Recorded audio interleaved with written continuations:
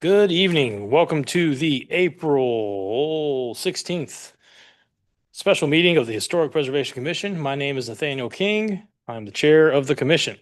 Commission members will now introduce themselves, starting with Peter. Peter Sachs. Reminder, mic's on. Peter Keebler. Katie Coe. And to my right, your left, we have our esteemed consultant, Mike Pullen. Thank you. And Anya from the city's office. Also with us, we have Matthew Otero, planning analyst, and Grace from the legal. I think I'll call it something different up here. What? My name's not up here? Yeah. Me? It's not. It's just Move yours over. the placard shit's in the wrong place. So the Historic Preservation Commission has two roles. First, we serve as the Bangor Center Revitalization Area Design Review Committee, designated under Section 71 of the city ordinances, which covers review issues in the downtown and waterfront areas of Bangor. Second, the commission has several responsibilities under the Historic Preservation section of the city ordinances, Section 148. Including issuing certificates of appropriateness for construction of or changes to buildings within the city's designated historic districts. Depending on location, we may need to review a proposal under both design review and historic preservation criteria. If all regular members are in attendance, our associate members participate in the meeting but do not vote on motions. In the event that any regular members are absent, associate members will vote such that there are a total of 5 votes for any motion. A historic preservation application must receive 4 affirmative votes for a certificate of appropriateness to be issued. A design review application must receive 3 affirmative votes for approval. So, order of the meeting. I will call the applicants in the order that they appear on the agenda. When I call your project, I will ask you to present your application from the podium. Please ensure that your microphone is on. There'll be a little green light, let you know it's on. And once you've made your presentation, I will first ask for the consultant's report, second for questions from commission members, and third for any questions or comments from the audience or anyone that is online. When questions are completed, the commission will have a discussion of the proposal and standards of review under which the proposal is being considered. When discussion is complete, the commission will take action on the proposal to approve, deny, or otherwise handle it. When a proposal is being evaluated under both design review and historic preservation criteria, the commission will make separate motions related to each type of review. Each motion must pass for a certificate of appropriateness or approval of a design review. I will then ask for commission member votes and some final points for applicants before the HPC. If it looks as if your project will not be approved, you may choose to withdraw your application, amend your application, and then resubmit your application for a future meeting, saving the application fee. If you disagree with the decision of the commission regarding your project, you have the right to appeal the decision to the Board of Appeals. All projects need to be started within 6 months and completed within a year. Otherwise, a new application to the commission will need to be made and approved prior to starting your project. Before we begin, are there any additions to the agenda for consideration? Hearing that there are none. Okay. So, new business. First thing I have is a certificate of appropriateness, 198 Broadway, map lot 047-012, Broadway Historic District, applicant owner, Mr. Stephen Farren. Mr. Stephen Farren? Okay, and approval is requested for a certificate of appropriateness at property located at 198 Broadway for the replacement of existing single pane windows with high efficiency windows containing period correct features. The property is located at map lot 047-012, the Broadway Historic District. Okay. Chair, I need to ask a question. With communication from staff regarding this application, it was brought up there was a potential concern on Mr. Farren's part about myself having prejudicial bias regarding this application. I don't know what the basis of that was, or is, but I want to bring it up because if there is such a concern, we need to discuss it. I was planning on asking Mr. Farren if he was going to discuss that when he came up to the podium, but thank you for bringing it up. Uh, please approach the podium, make sure the mic is on. Let's get it on. So our concern was based on a previous application where Mr. Keebler had to recuse himself for a conflict of interest. Mhm.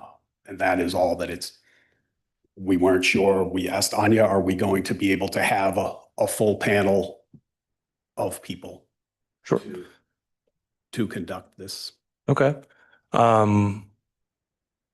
Thank you. So is Blackstone Restoration doing the windows or anything? No? Blackstone Okay. Restoration has nothing to do with this, nor did they have really anything to do with our last project. Okay. That we all. Sure. Well, we have two new members that Yeah. were not in that, Right. Yeah, can we Meetings. just give us some quick context on the thing? Did you have like a financial interest in a previous project? I can fill you in. I can fill us in on this. If you're okay with Certainly that, would like to. Peter. Sure. So we had, the applicant come before us with, wanting to replace a slate roof. And after some back and forth, there was concerns about,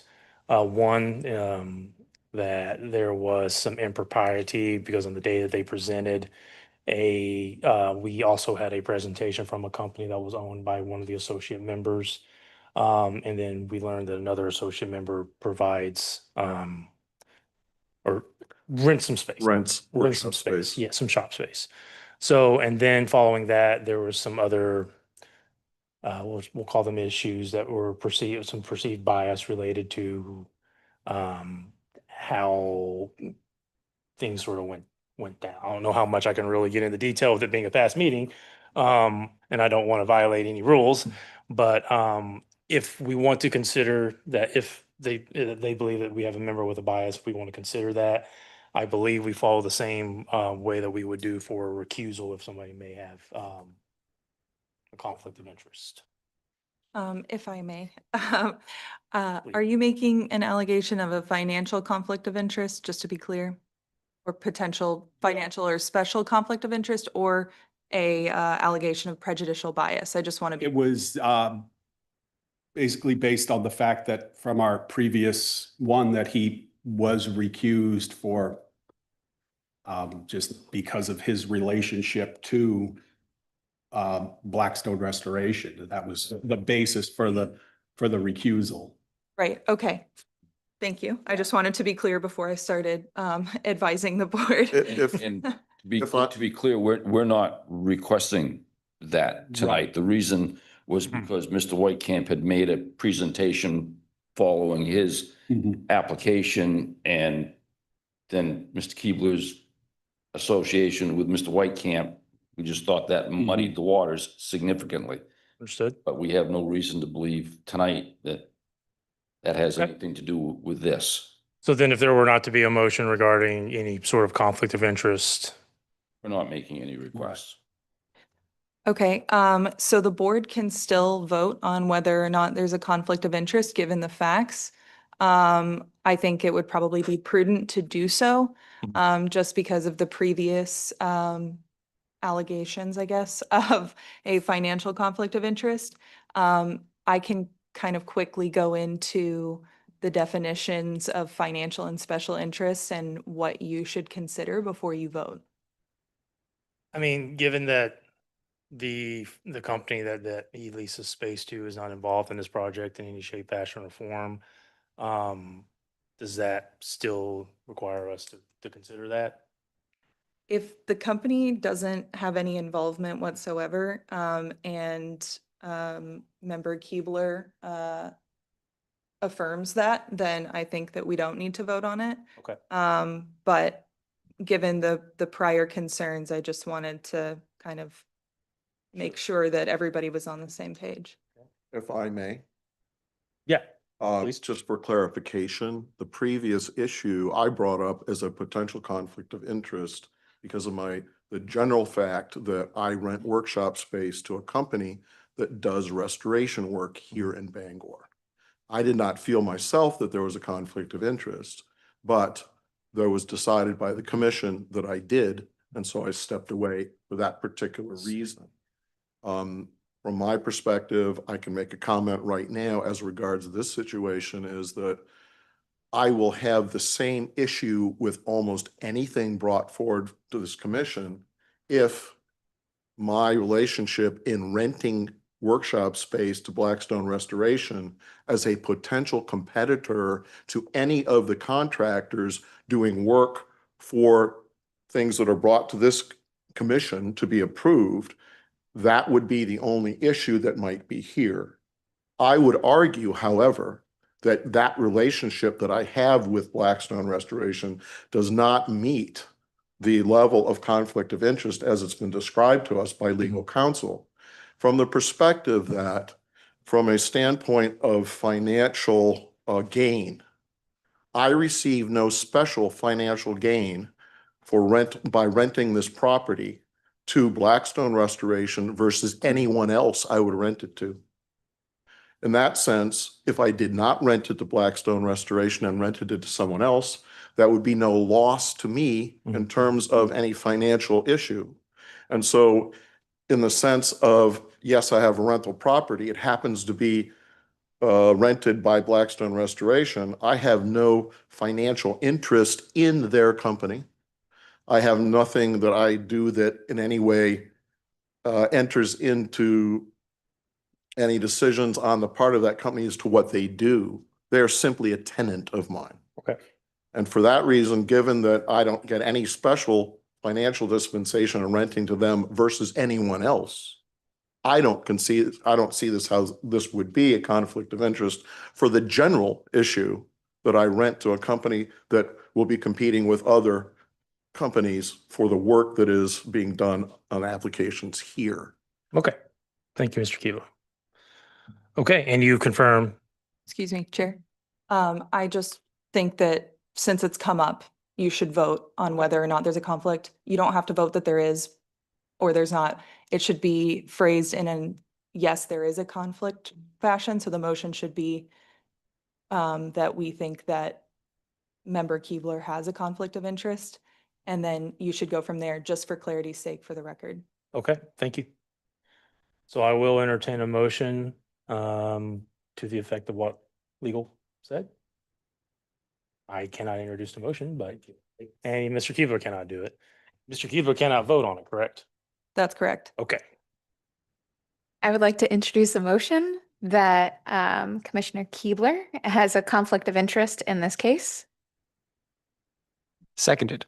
so in this vote, if you vote yes, you are confirming that there is in fact a conflict of interest. If you vote no, you are saying there is not a conflict of interest. You tracking? Okay. We'll start with Katie. Put you on the spot. No. No. And I will also vote no. I do not find that Mr.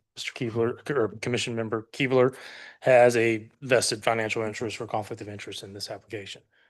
Would you like to proceed, or is there anything else, Mr. Farren? Yes, yeah. Okay. Also, I'll note real quickly that you'll see that there's a photo here that Mr. Farren brought those by for us. They were not included in the original packet.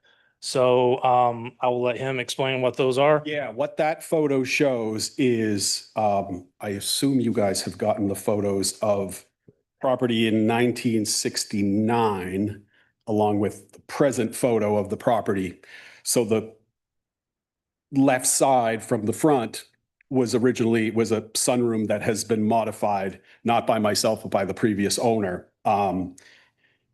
And that the windows there are in fact vinyl replacement windows that were installed by the previous owner, just to show that what we're doing like for what was approved previously for the property throughout other areas. So a lot of my presentation is to answer Mr. Poulin's questions. So number one, he had a total of 21 windows are proposed for replacement. The windows are numbered 1 through 6 and 8 through 12. The schedule notes two number 3 and 2 number 5 windows. The house photos show only 1 number 3 and 1 number 5. So to answer that, there will be a total of 19 windows replaced. The original spec sheets added 2 windows in error in quoting. For number 2, the proposed replacement windows 4, 5, 6, and 8 are shown with a 6/6 grill pattern, and number 12 with a 4/0 grill pattern. These particular existing windows have no grills. And I seem to have lost. So Windows 4, Windows 4, 5, 6, and 8 will have the 6/6 grill pattern to match current windows throughout the rest of the property, which were replaced previously before I owned it. The number 12 is to propose to have a single 1x1 grid to match the existing located on the first floor left. This decision will be left solely to HPC if they have preference to either. Safety is my primary concern. Either option is amicable to me. Based on that, what I'm looking at is the sunroom again. And the windows that we're then talking about are the front windows that were added sometime around 1900. I had thought that perhaps putting a single bar through the middle to match those would make it flow, knowing that none of this, as you can see, the front windows from the older picture had stained glass until 1969. That was removed at some point after that in the last 57 years, and just single pane plain glass was installed. I'm open to either option. That is really of no concern to me. My thought, I would prefer the single bar. I think in my preference, it kind of gives it a little more flow and goes with the sides of the house, but I'm open to either. The quote can be adjusted as needed to deal with that, however the committee sees fit. Number 3, will the vinyl replacement windows, frames, and sash be wider than the existing conditions? If so, how much are the glass dimensions reduced?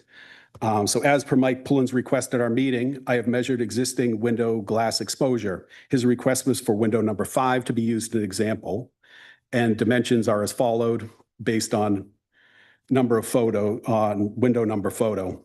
I can read through all of them if you like, but I think you guys have that. Basically, throughout, we lose a 1/2 inch, so we lose a 1/4 inch on each side for these replacement windows. Number 4, windows number 2 and 3 feature crafted geometric colored glass borders in the top sash. The replacement windows lack these details? So for windows 2 and 3, my preference is to replace with a 6/6 grill pattern. If retaining glass is a requirement, it will be done in phases by numerous trades.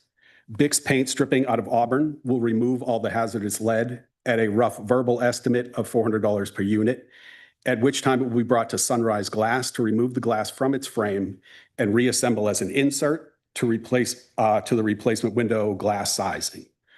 Once completed, a prairie-style sash will be ordered with exact grid to match the glass layout. The estimated cost is $2,500 to $4,000 per unit. This work will be done on a time and material basis. As you can see from the pictures, a number of those panes of glass are not necessarily severely damaged, but they have spider cracks in them, which could, during removal and trying to rebuild, could destroy them. But I'm open to either. This is, at this point, we're looking for functioning windows and whatever has to be done. Number 5, are these custom-made windows to fit the existing openings, or will fillers be needed to infill the openings? All windows are custom fit and will require no fillers. Are the grills Muntons simulated divided light SDL 5/8 inch wide with a putty glazed profile? The grill Muntons are simulated divided light 5/8 inch wide with a putty glazed profile. And I did provide an additional document from Harvey Windows to you guys that shows the simulated divided light and all that and how each will look. The existing windows appear to be painted in an almond color on the main house and a dark green on the barn. White windows will be very conspicuous. Almond color vinyl is a no-cost option. The existing exterior storm windows are painted a yellowish color. Windows are of a variety of yellow to white shades. Upon completion of the windows, the home's exterior will be receiving a complete paint job. All trim will be painted white at that time to seamlessly flow with the windows. Did you talk about question number 7? The exterior profile wood trim? I probably skipped it. Yes, all Just want to the, make sure. yeah, all the exterior profiled wood trim will be retained. It Okay. doesn't have to be touched at all with replacement windows. So yes, I did skip that one. No worries. Okay, thank you very much. Sure. Mike? I have still more. Oh, I'm sorry. By all means. So I've gone through all of the criteria that they asked that they highlighted for us to go through. So part one, the project meets the evaluation standards of 148-9A regarding general standards. So the commission finds that based on exhibits 2 through 13, the application satisfied Historic Preservation Code 148-9A, requiring that any alteration of the historic structure will preserve or enhance its historic and architectural character. The answer, all existing wood casing will be preserved and left intact. Architectural character will be enhanced by removing non-period correct aluminum storm windows throughout, therefore allowing a clear, unobstructed view of windows along with the entirety of the existing window casing, which is currently covered up, diminishing the view of the casing along with the clear glass opening.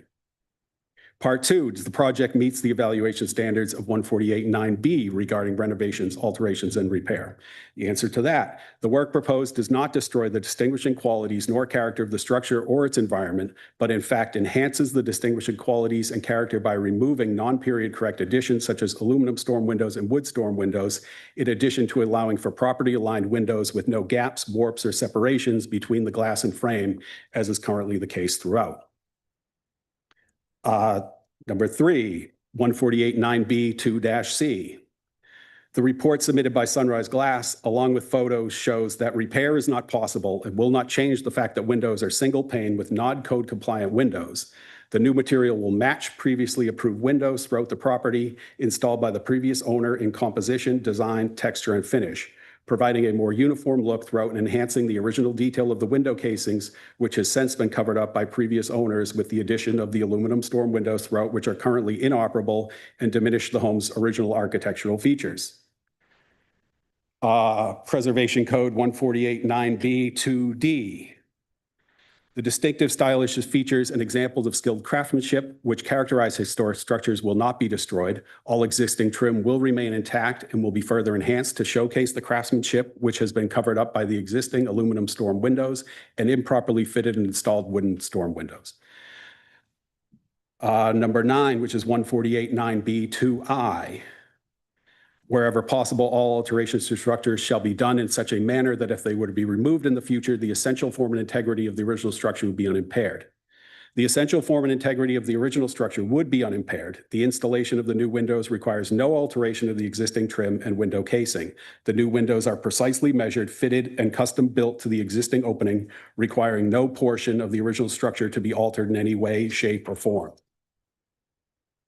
Then have danger associated with aging windows. Aging windows present a variety of dangers ranging from health hazards like toxic dust to safety risks such as compromised security and fire escape failures. These risks are primarily driven by material degradation, outdated technology, and the presence of hazardous materials commonly used in older homes. Key health and safety hazards are lead paint poisoning. Windows in homes built before 1978 frequently contain lead-based paints and finishes. The friction created by opening and closing older windows generates toxic lead dust, which can be easily inhaled or ingested. This exposure is known to cause severe neurological and developmental damage, particularly in children. Windows contain some of the highest concentrations of lead in older homes. Asbestos exposure. Asbestos-containing materials may be present in older glazing compounds, putty, caulking, or insulation, particularly in homes built before the 1980s. When disturbed, these materials release dangerous airborne fibers that pose significant health risks. Mold and mildew. Damaged and deteriorating seals and rotting frames allow moisture to seep into walls and floors, creating ideal conditions for mold growth, which causes significant respiratory issues. Fire and emergency egress risks. Over time, older window frames warp, rot, and may be painted shut, rendering them inoperable, ultimately eliminating critical emergency escape routes. Aluminum and wooden storm windows are a violation of NFPA and not permitted to be installed on any window which serves as an escape egress. This includes any sleeping or living area within a home. Structural failure and physical injury. Rotting wooden frames can break or splinter, causing injuries. Furthermore, older glass may not be tempered, meaning it can shatter into sharp, dangerous shards rather than safe, blunt pieces, causing serious, often deadly injury. Aged glass becomes brittle and can shatter easily, especially during storms or accidental impact. Leaks from old windows can lead to wood rot in the surrounding wall studs and flooring, potentially compromising the home's structural integrity.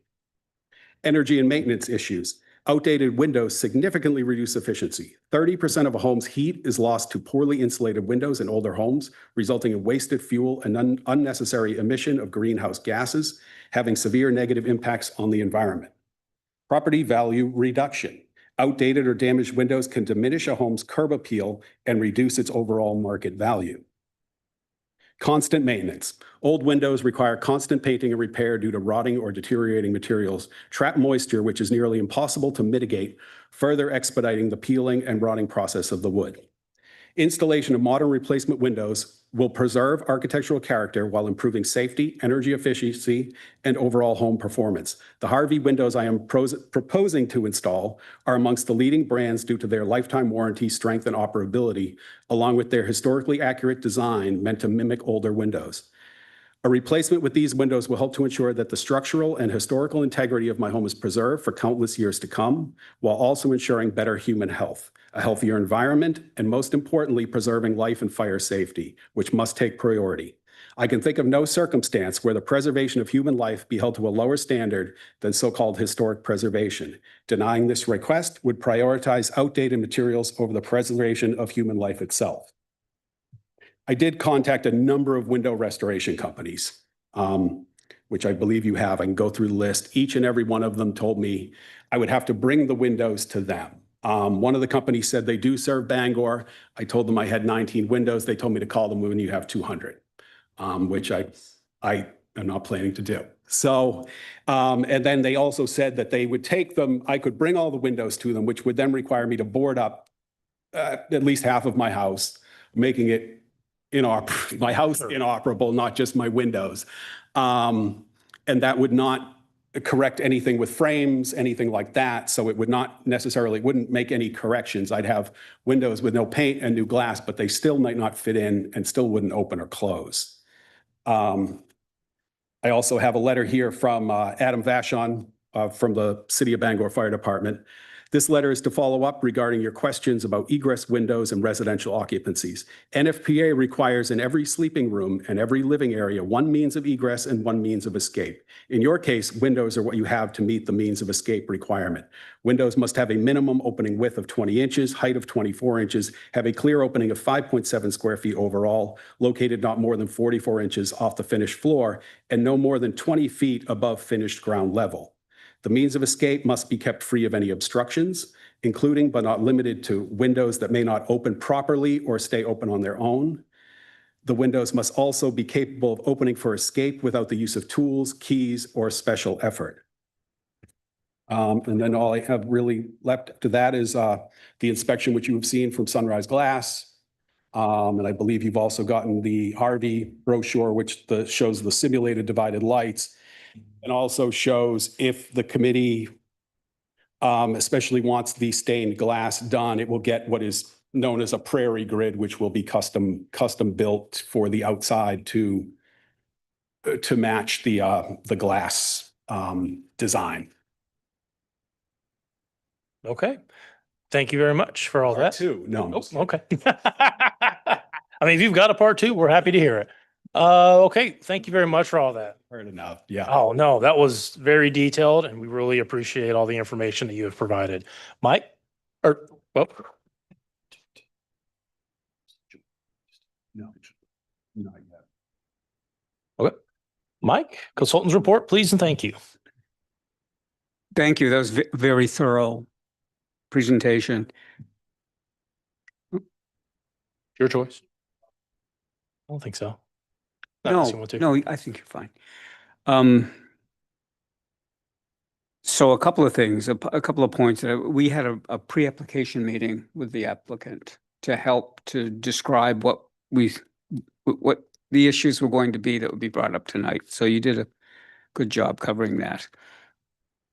The window number 12 that we're talking about, if you all can find that photo, was part of my package. And Can we get the page number real quick? it's page 2. But there's probably several page 2s. I don't know. in my advisory report. Okay. Scroll down. There it is. Here we go. So if you can find That's that, page 86 Oh, of, okay. on the full document. all right. I think as Steve mentioned, that this house had modifications done around 1900. And some of the modifications included the bay windows that you see, the two-story bay on the front of the house. And very likely that bay window that you see on the left side of the house, which actually has the featured geometric colored glass in it, in the top sash. Well, what I wanted to point out was window number 12, which is the narrow windows on the sides of the two sides of the front stack of windows, is basically open at the top. It's considered a transom light, okay? The transom light above the main window in the front has no grid in it. The ones on the side have no grid. So the applicant said that they would go with the commission's recommendation. If I'm suggesting that be, if new windows go back in on those sides, that they match that same pattern, which is one transom window at the top and a full window below it with no grid in it, just so you understand what that point was.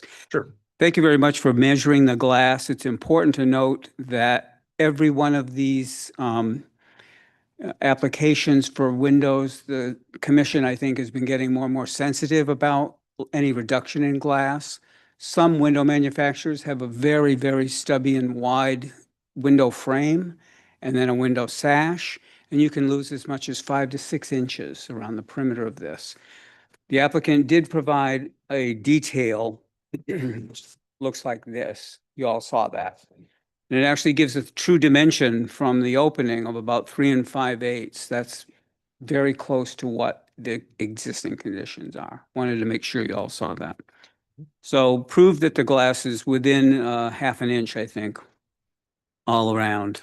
Give me a second. I did want to at least describe a scenario where, not for 19 windows, but for some windows that people might have in their homes, if they're wooden windows, and you make a good point, they do require pretty continuous maintenance. You do need to stay ahead of them to keep them operable, but wood windows, the stops can be adjusted over time. If the windows are stuck, you need to keep from painting in the windows solid so that they don't operate. That's always an issue. And a lot of times in these windows, they actually had double hung windows, had a rope and a counterweight that went into the jambs. And so over time, those get lost. And if they're lost, there's nothing that helps to introduce a little bit of help in opening up a window like that. So, but the point is, they can be repaired. Just to make a point that sometimes wood windows can be kept. The point about the glass, the geometric patterned glass that we see in the top sash on, I think windows 2 and 3. The point is that is an element of distinctive craftsmanship. Even in 1900, that was a fairly common detail that was used, but it does express a kind of a special, unique feature of the house. So this stained glass you're talking about? They're stained glass panels. Right. They're squares that you usually modify in color from red to blue to yellow, whatever. We see them a lot in houses of that period. So one thing that the applicant might consider is maybe that window just gets prepped and painted out white to match all of the rest of the work that you have intended for the house. That'd be one way. You didn't list that as an option, but that might be one way to preserve if the commission finds that important when you do your review.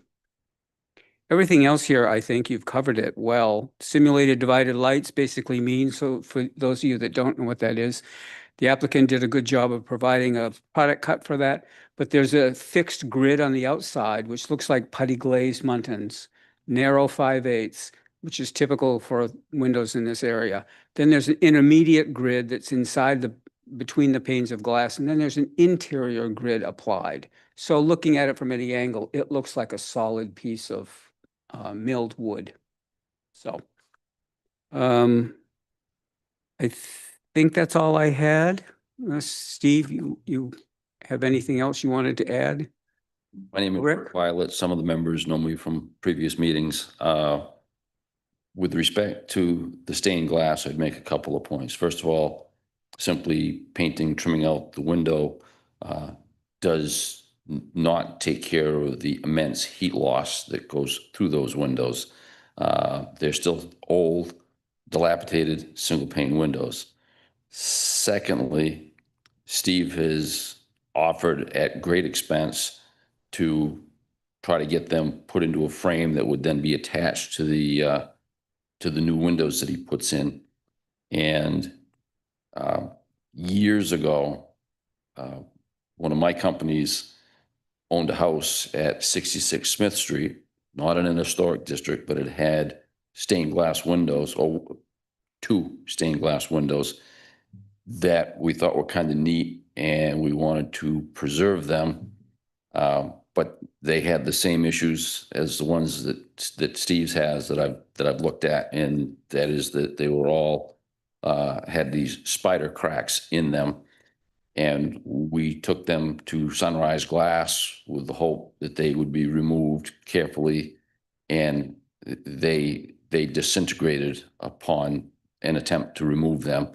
And having looked at Steve's and remembering the conditions of ours on Smith Street, I suspect that that's exactly what's going to happen with at least several of the stained glass panes, because they're all individual panes that are leaded in.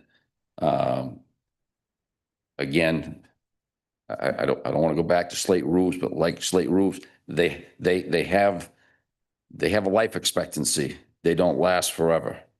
And I suspect that that's going to be the case with these, although he's offered, if you insist on it, to try to put them in panels, but I don't think most of them are going to survive. Thank you very much. Mike, do you have anything else to add? Okay, so that To that point, as we saw from the bay windows that were added in 1900, that originally first and second floor both had stained glass. It was removed sometime after 1969 by whom we don't know. But they were not removed because they were in great shape. Sure. And functioning. So it's everything, like you said, everything has its lifespan, and the house is now 160 something years old, and it's ready. It's ready for some love. Thank you. Appreciate that. Okay, that concludes the consultant's report by Remember How to Talk. And now we can go to questions from commission members. And one question I kind of have for Mike is if the stained glass feature is significantly damaged in such a way that it's not going to survive.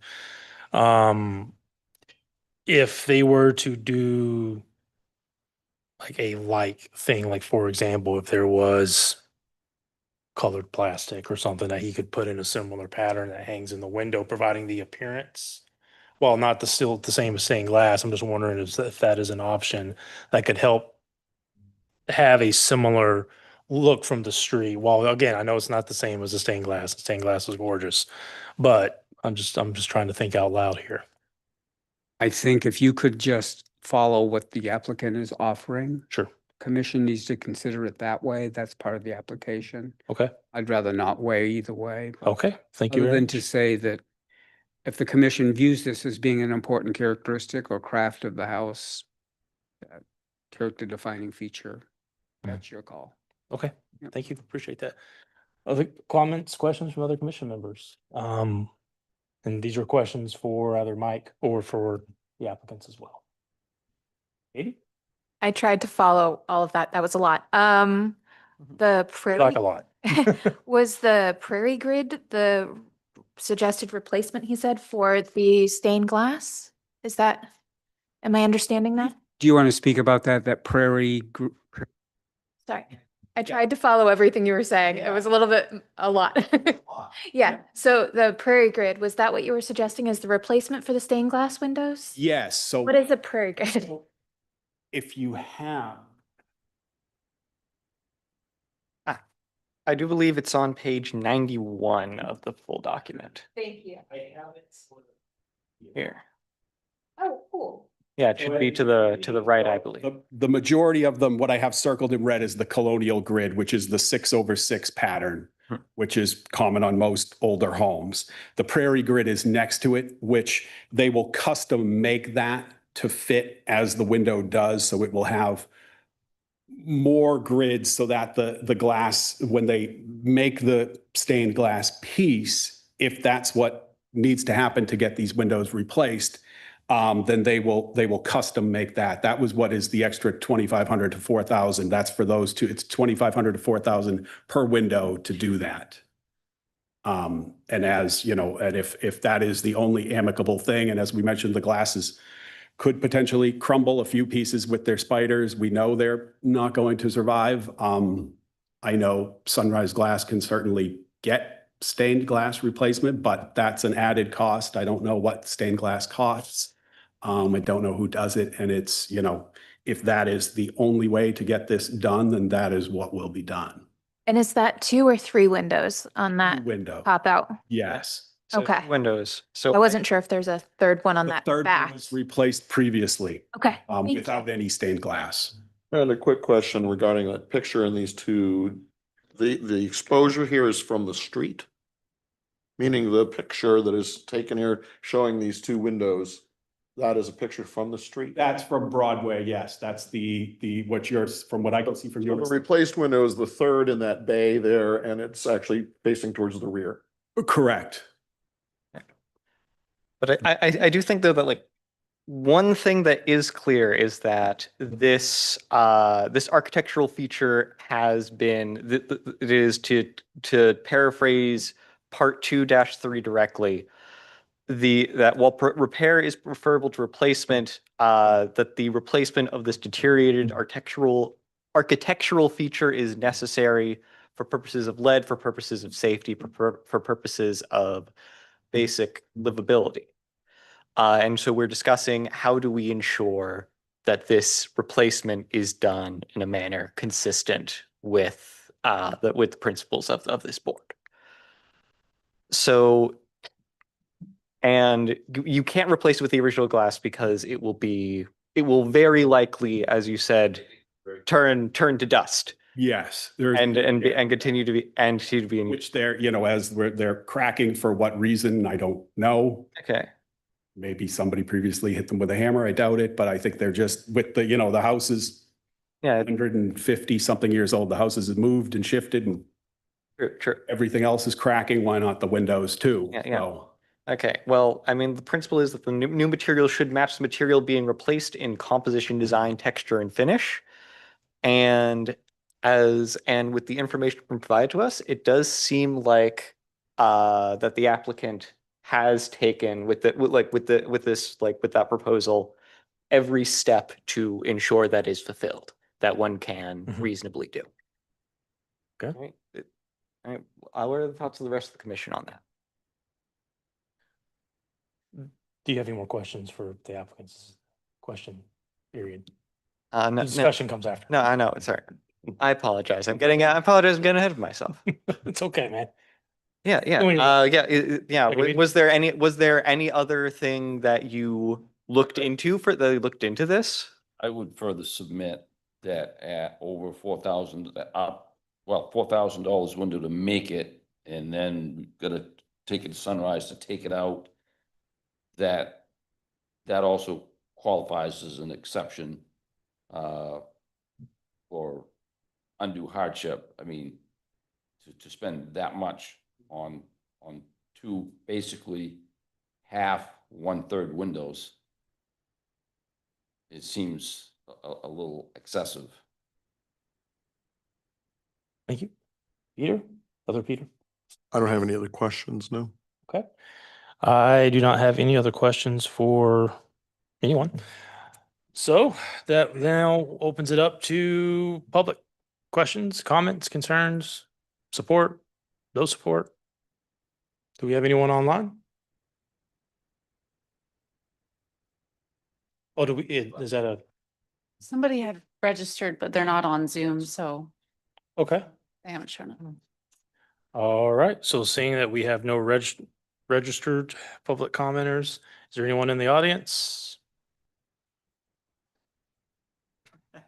Okay, thank you. Okay, here now there is no more public comment. I will close the public comment period and we will move to discussion. So commission members, microphones on.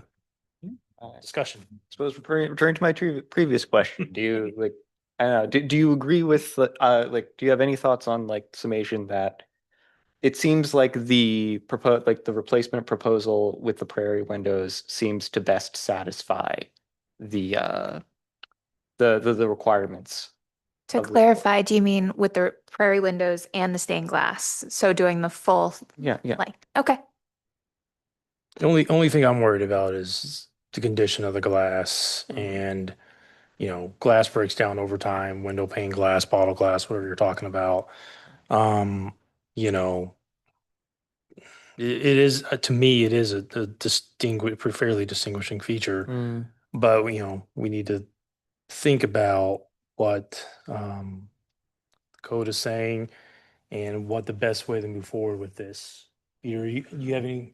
Certainly, I think from my perspective, the overall application is extremely well put together. I think the one piece we have is the stained glass That's issue. what I'm thinking too. And we look at the exposure, you know, from the street, the way it looks, without the stained glass, it distinctly is different than what it has been since whenever it was put in, which was a long, long time ago. Yeah. From a standpoint of the commission and looking at accepting changes to the original as becoming historic because of their placement and their longevity in the structure, I think the stained glass does meet that, if you will.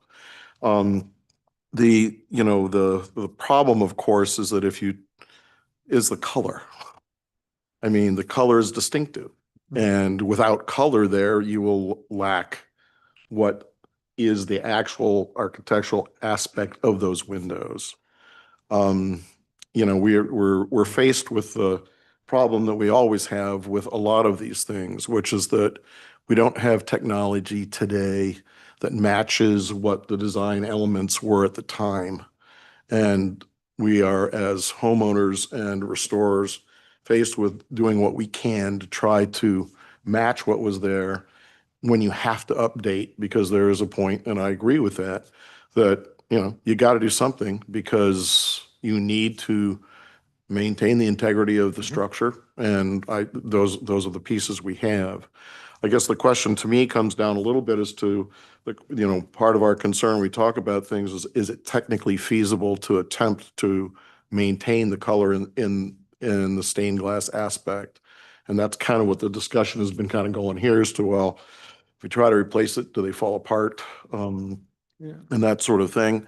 The prairie glasses, I'm trying to understand, the proposal is to replace it with a prairie glass and no stained glass left. Is that correct? If approved without stained glass, it would get the 6/6 like the rest of the home has. I see. And then the prairie grid is basically, it's just a grid different than it's still the SDL. But it's just a different pattern of it. And what they will do is at the time, assuming the glass is usable and salvageable, they'll make a frame with like a metal band around the whole thing that will insert. At that time, then it will go back to the dimensions will go back to Harvey. They will make another top sash with all of those so that it will look from the outside as if the glass is still there, as if it was never replaced or an insert. But that all comes down to, I mean, of course, that, like I said, that's an extra possibly $4,000 per window if the glass disintegrates. It's making new pieces of stained glass. The glass itself is yellows and greens. It's not super beautiful. It's nothing like what was originally on the front of the house, which I know from my next door neighbor, it has amazing, the leaded glass with amazing design, which unfortunately was taken out of my house at some point. And, you know, so but Appreciate that. I would if, you know, and the other, to think of, you know, as far as like uniform from looking at a house from the inside and outside, the back side of that was replaced previously, and has no stained glass. I don't know if it ever did, but it now just has a 6x6. Thank you. Thank you. If he did that and wanted to change those colors, would that still meet? Does that fall under the paint color caveat that we don't debate?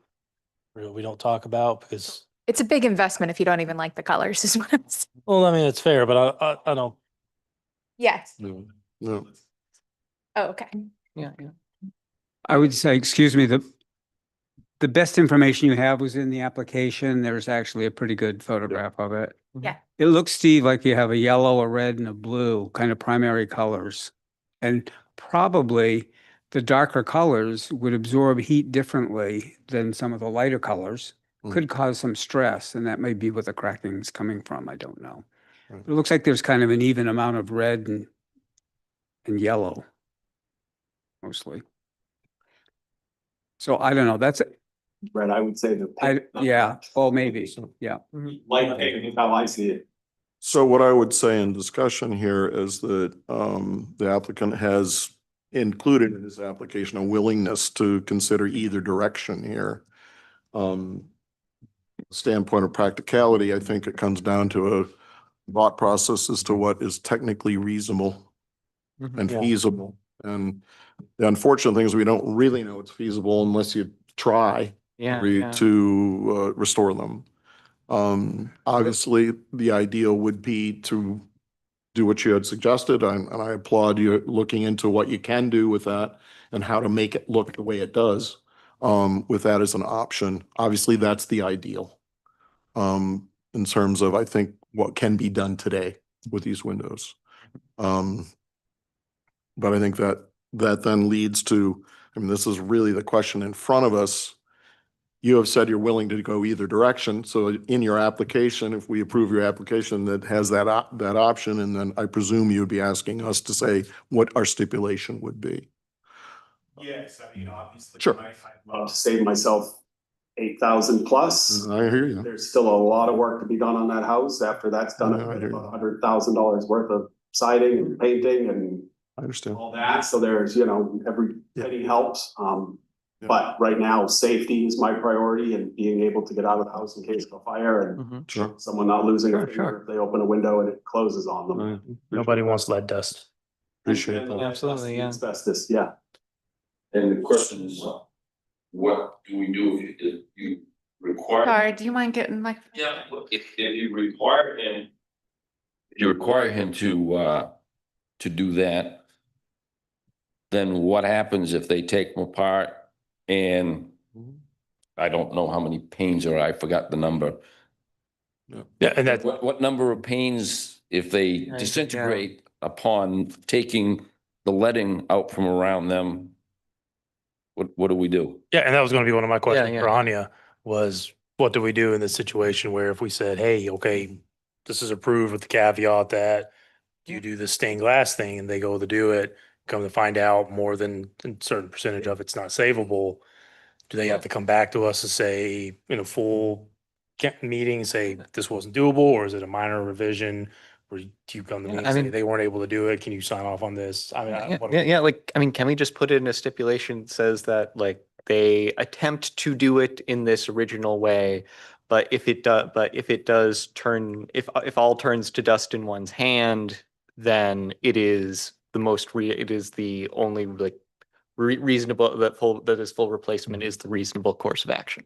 Yeah, I think you can make a condition, asking them to, saying they should attempt that, but if not, then, this is the alternative that you're okay with.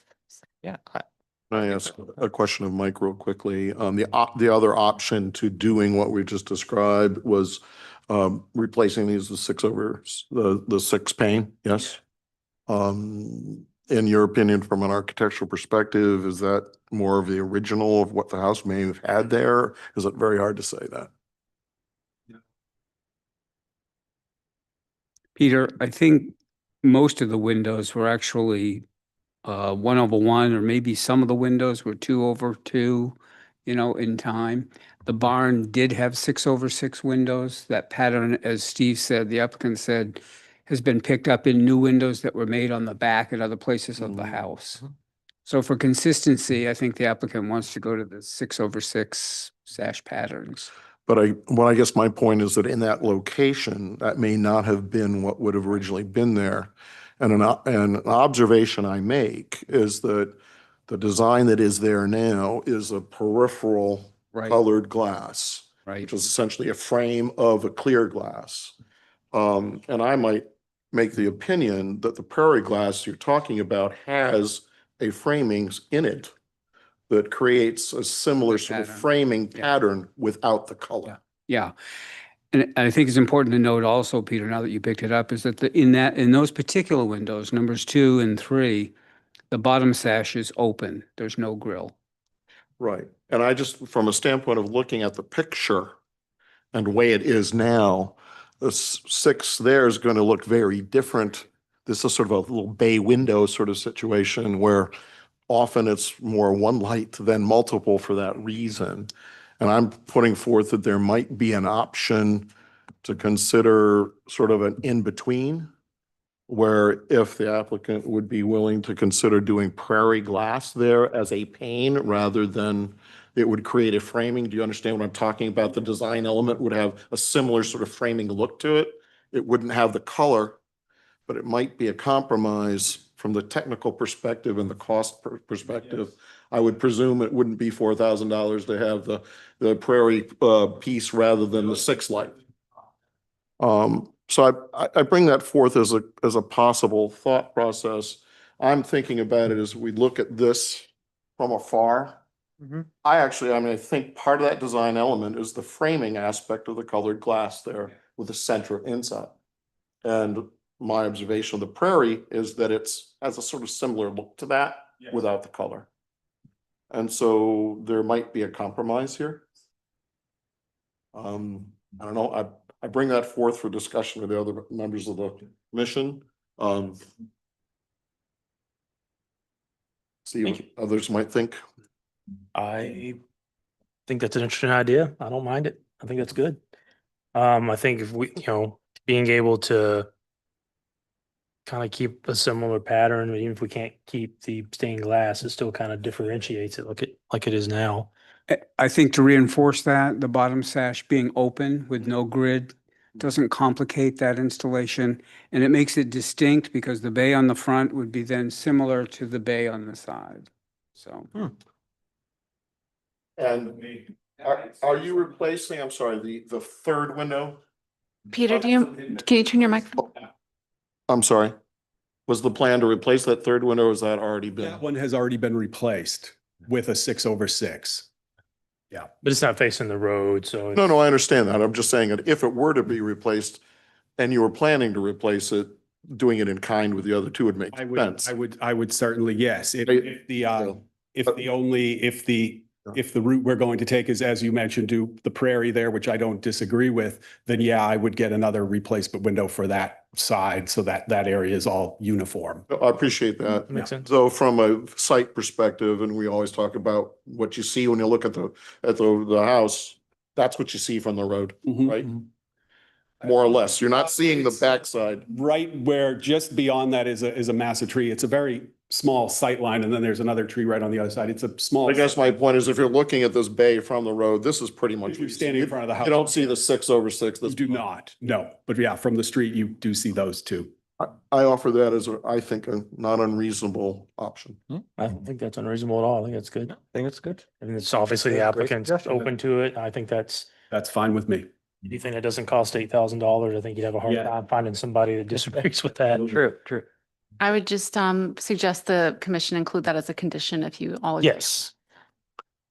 Katie, any other comments, discussion, questions before we move to the vote? I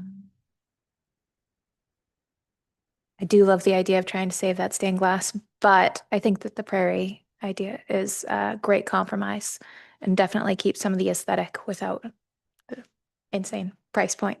Maybe I get some stick-on colors. Get out there with this. dry erase. You can change it. Sharpie? A little Sharpie, yes. The historic Sharpie, yes. And then as it fades, you just touch it up again, yeah. Perfect. You're done. Okay. So Anya, am I right to assume, looking at, because I'm looking at it on my phone, that the highlighted portions green are the portions that we need to vote on, and the portions highlighted yellow are not? Provided you all agree that the yellow highlighted ones are not applicable. Yes, that would be a motion that we would entertain.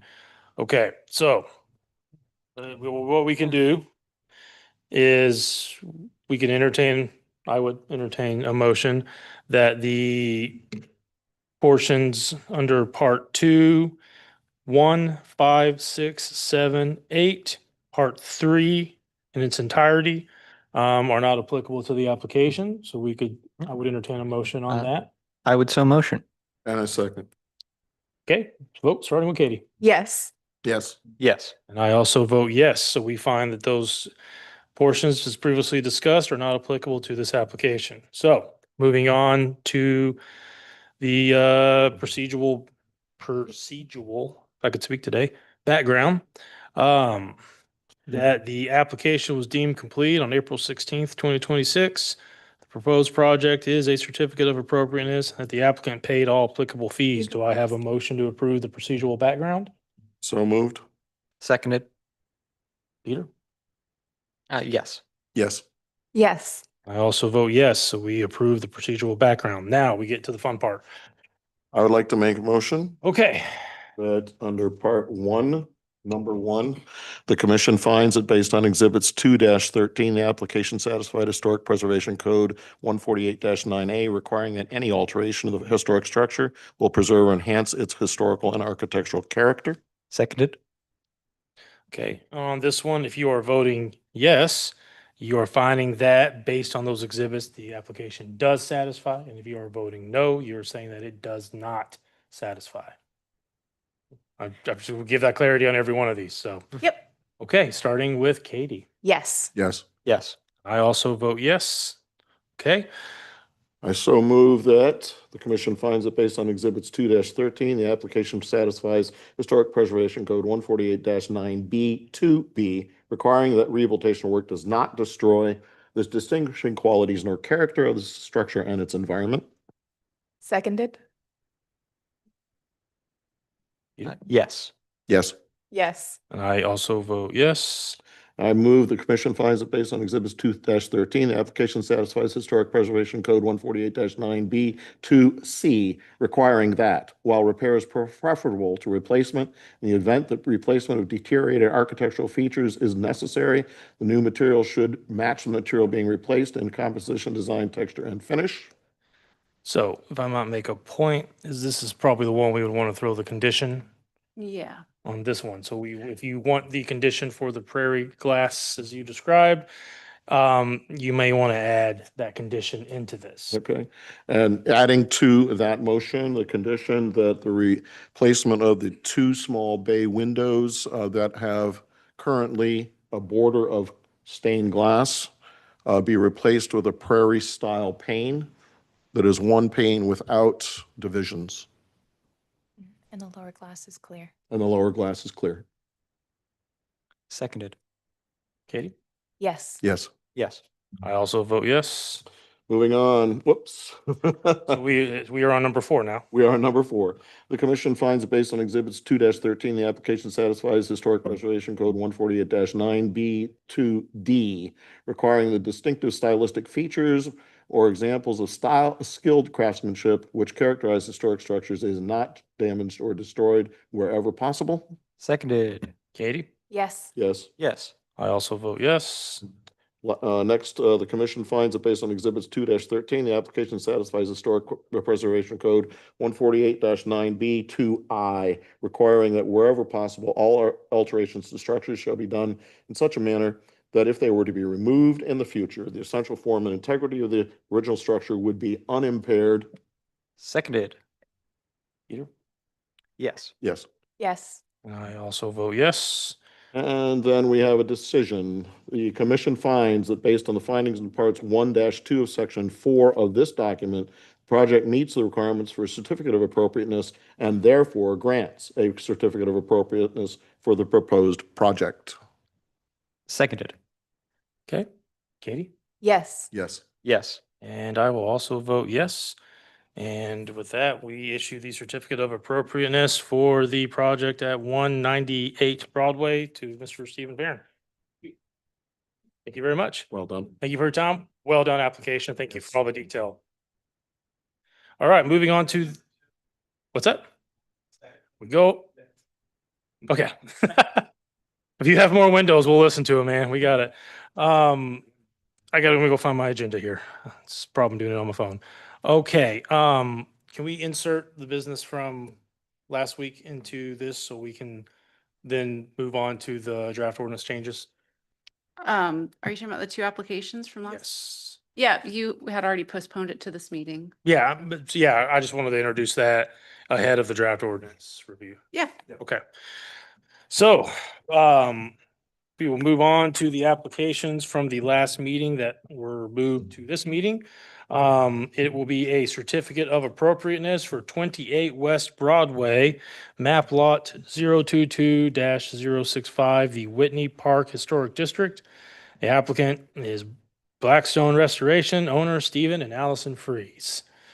Approval is requested for a certificate of appropriateness at a property located at 28 West Broadway for the removal of the crown trim abutting the slate roof and retrofit K-style aluminum gutter and downspout, as well as temporarily remove 3 courses of slate in order to install a copper-lined wooden gutter on the east and north sides with a round copper downspout. The property is located, as previously stated, at map lot 022-065 in the Whitney Park Historic District. The owner is Stephen and Allison Freeze. And before we move forward on this, Yes, I need to bring up a concern of possible conflict of interest. And the potential conflict is that I rent space to Blackstone Restorations for a workshop. As brought up previously, I personally do not feel this meets a conflict of interest, as renting to this group does not provide any greater financial gain to me than if I were renting to anyone else. And in fact, if they were not there, I would rent to someone else for the same amount and have no change in my financial situation because of it. thank you very much. And so, Craft the same. like you did before. yeah, Just what you did before, same thing. Say that I have a conflict of interest. I motion that you have a conflict of interest in this matter. Member Keebler Member Keebler. has conflict of Has con- interest. I motion that Member Keebler has a conflict of interest in this matter and should recuse himself. well, before we move on to the motions, I think we should probably We should, we discuss should, it a little bit we more. should, because it is, Probably to leave. I don't think you have to leave just yet for the, Yeah, yeah. for us for the discussion. it is. So you rent the space to Blackstone, so whether or not they received this, they won this bid, you would still be collecting rent from them regardless. Yeah. And you don't, what's the legal terms? Interest, special interest that the public doesn't have. Yeah, so a financial interest is a direct or indirect interest having monetary or pecuniary value, including but not limited to ownership or shares of stock. And then a special interest is a direct or indirect interest having value peculiar to a certain individual or group, whether economic or otherwise, which value may accrue to such individual or group as a result of the passage or denial of any order. So in plain language, knuckle dragger, that means, The special interest part? yeah, all of it. Okay, so the financial interest would be getting value directly from approving or denying an order. Okay. A special interest is a value that's peculiar, so different to a certain individual. So if he had, say this was something that had stock or share prices, he has a share of them doing this thing, makes it go up or down, something like that. It could be, that kind of goes more to the financial interest side of it. Special interest is a little bit more complicated, like it's a little bit harder to explain, but basically, they would get a value that isn't necessarily a financial value from the passage or denial of this application. Okay. I think I got that. Any other questions for legal?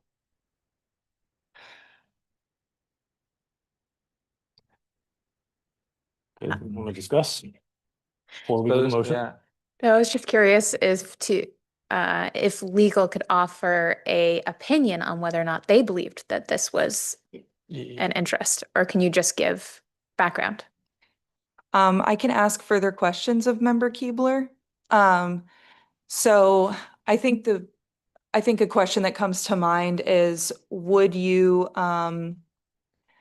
derive any extra value? Like, do you get any percentage from Blackstone's, or is it a flat rental rate? It's a flat rental rate. As I said, if I rented to someone else, I'd rent for the same amount. I think that might help you guys a little bit on determining this. I can ask more questions if you want. So basically, you're saying that regardless of them receiving this job, you don't gain any extra money from them taking it or any extra money from them not taking it. Either way, the rent's due on the first. And indeed, if they fail and don't rent anymore, I rent to someone else and I have no different financial issue. And they're not giving you fruit baskets for every time they get something. God, I don't know. All right, Okay. then I think that covers special interests as well. Okay. If you are comfortable, Peter, now you can All right, go yeah. do your thing. It's actually, would you like to do it this time? Sure. I would like to move that Commissioner Keebler, or Commission Member Keebler, has a special interest in this matter and should recuse himself. Seconded.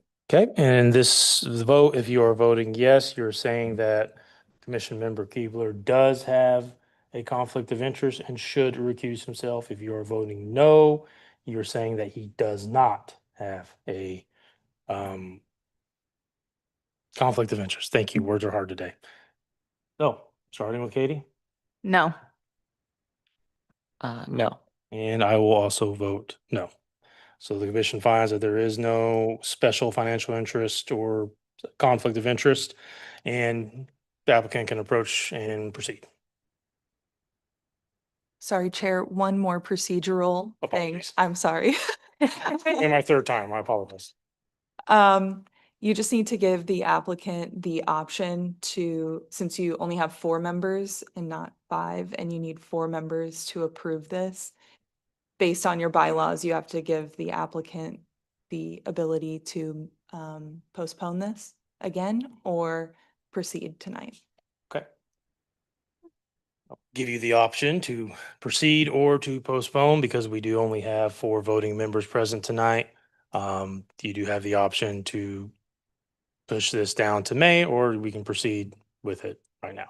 Up to you. Thank you very much for that option. I would choose to proceed. Okay. And in that sense, I would introduce myself as Jed Nickerson, representative of Blackstone Restoration. Okay. Thank you for putting me on your agenda this evening. And I believe there was a PowerPoint that was to be provided for this presentation. Yeah, that's the one.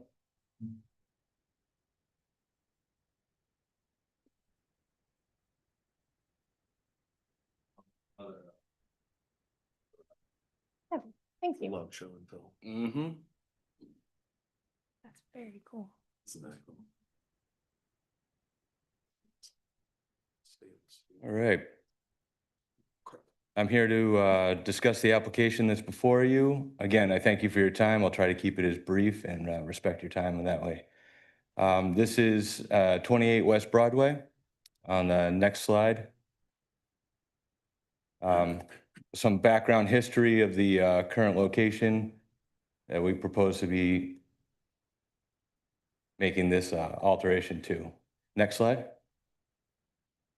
As you can see from the aerial view, this is the picture of the garage that they have there. Outlined in red is the proposed area to install copper line gutters. Next slide. These copper line gutters would also be including downspouts as indicated by the red lines here. Next slide. Here's the change order summary as this was brought to us. And as you can see, we're using materials that are consistent with the scope of the project as is. Next slide. And there's some references for you there. I know that was brief, so I'm open to any questions. Thank you very much. We will move into the consultant's report for this project, which I'm working my way to right now. If you could find that and hand it over to me, I'll read it into the meeting. I thought this was decided at the last meeting. No, sir.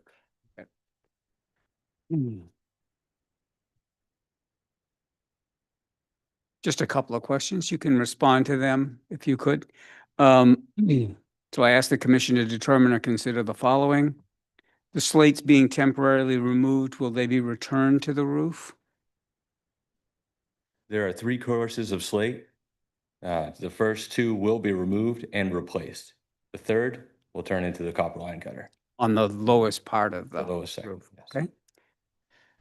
Does the wooden gutter have an OG profile? And you handed this around, and that certainly is an OG profile. And will the wooden gutters be painted? The wooden gutters are treated with linseed oil and then covered. They will be painted to match the Painted on- existing. Yep. Okay, which is like a white trim or, Yep. those are my points. Okay. Thank you. Okay, any questions of the applicant from the commission members?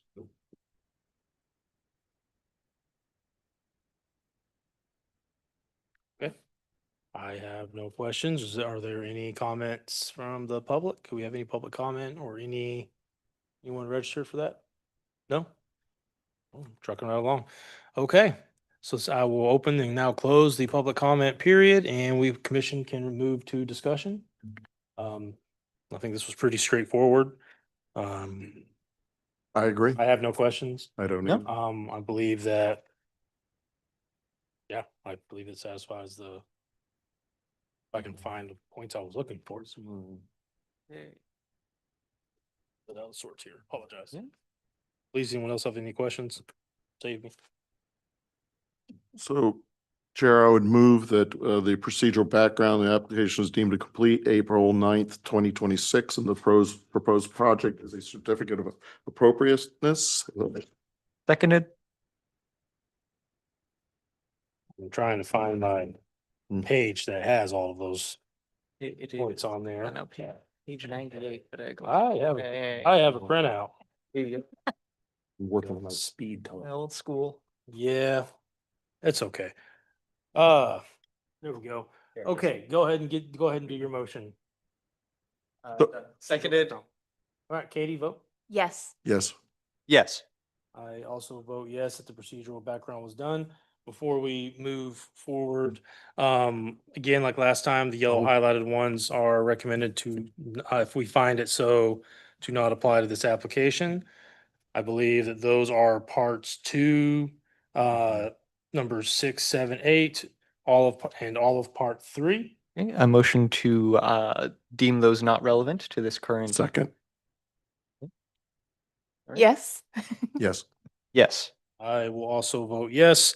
So we find that those are not applicable to this application.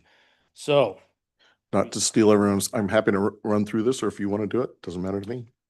so starting with part 1. Okay. No, might as well do it here. You can do the third one, and Excellent. that way we'll spread the labor. Perfect. All right. So I motion that the commission finds that based on exhibits 2-3, the application satisfied Historic Preservation Code section 148-9A, requiring that any alteration of the historic structure will preserve or enhance its historic and architectural character. Second. So a vote yes on this, you find that the application satisfies it. A no vote finds that the application does not satisfy. Ooh, Katie? Yes. Yes. Yes. I will also vote yes. Okay, Right. Part two. Hey, I motion that the commission finds that based on Exhibit 2.3, the application satisfies Historic Preservation Code Section 1489B2A, requiring that every reasonable effort shall be made to provide a compatible use, which will require minimum alteration to the structure and its environment. Second. Peter?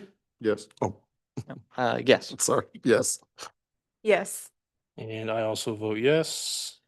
Okay, I motion that the commission find that based on Exhibit 2.3, the application satisfies Historic Preservation Code Section 148-9B2C, requiring that wall repair is preferable You're to. on number two. That's- Yeah, you skipped it. Oh, did I miss? No, I know we just did 2B. No, we did 2-1. So part two, number one was 2-1. 148-9B2A. Okay. Number two is 148-9B2B. Okay, sorry, I believe, was that not the one we just did? Anyway, commission finds that, why not? I motion that the commission finds that based on Exhibit 2.3, that application satisfies Historic Preservation Code Section 14892B, requiring that the rehabilitation work does not destroy distinguishing qualities nor character of the structure and its environment. Second. Okay, Katie? Yes. Yes. Yes. And I also vote yes. We don't Okay. need to speed through this so rapidly. Okay. We can take our time to read it. I motion that the commission finds that based on Exhibits 2-3, the application satisfies Historic Preservation Code Section 148-9B2C, requiring that wall repair is preferable to replacement in the event that the replacement of deteriorated architectural features is necessary. The new material should match the material being replaced in composition, design, texture, and finish. Second. Okay, Peter? Yes. Yes. Yes. I also vote yes. Okay, I motion that the Or- commission finds that based on Exhibit 2-3, the application satisfies Historic Preservation Code Section 148-9B2D, requiring that distinctive stylistic features or examples of skilled craftsmanship which characterize historic structures is not damaged or destroyed wherever possible. Seconded. okay, Katie? Yes. Yes. Yes. I also vote yes. Okay. Number five? I motion that the commission finds that, based on Exhibits 2-3, the application satisfies Historic Preservation Code Section 148-9B2E, requiring that changes which have taken place in the course of time have acquired historic significance in their own right, are retained and preserved wherever possible. Second. Yes. Yes. Yes. I also vote yes. Okay, Okay. we are now number 9. 9, yep. I motion that the commission finds that based on Exhibits 2-3, the application satisfies Historic Preservation Code Section 148-9B2I, requiring that, wherever possible, all alterations to structures shall be done in a manner that if they were to be removed in the future, the essential form and integrity of the original structure would be unimpaired. Second. Peter? Right? Yes. Yes. Yes. And I also vote yes, and now we move on to the final decision. Right. I motion the commission find that the project meets the requirements for certificate of appropriateness and therefore grants a certificate of appropriateness permit for the proposed project. Second. Okay, Katie? Yes. Yes. Yes. I also vote yes. The application passes. Okay, and now we move on to the second one, which I believe is 218 Ohio Street, map lot 32-089, Bangor Children's Home, doing business as the Hilltop School. Presenting is Blackstone Restoration. Stupid question time. Do we have to go through all the rigmarole about Commission Member Keebler again? Yes. No, No. since you Oh, no. voted once on it, you don't have to do it again. Thank Even goodness. though it's a second application. Great. No, because it's the same company, and we've Oh, already found, I don't think we great. don't have to do it again. Okay, so. Applicant? Always a good time for a stupid question. That's good. Thank you again for your attention to this, and I believe we're gonna have to flip through a few slides to catch up. I'm excited to bring us up to date on a current project that has a new scope, and this application is involved in that. But if we can skip through a few slides, I just want to make sure that we're doing, yes, this is the previous application, so 10 or 12 slides up ahead, we should get to the recap of what has been completed.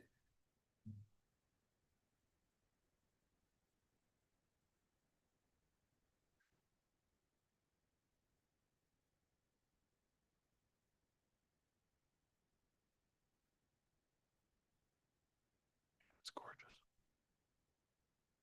This has been quite a fun project to work on. And here we are. Next slide, please. And references, yes, we continue, please. And I'm hoping you got the right slide and or.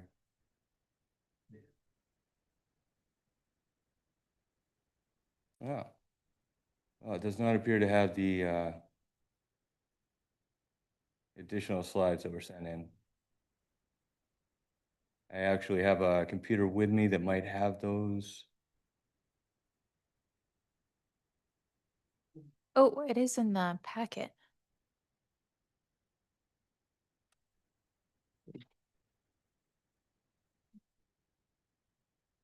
Is it, that one?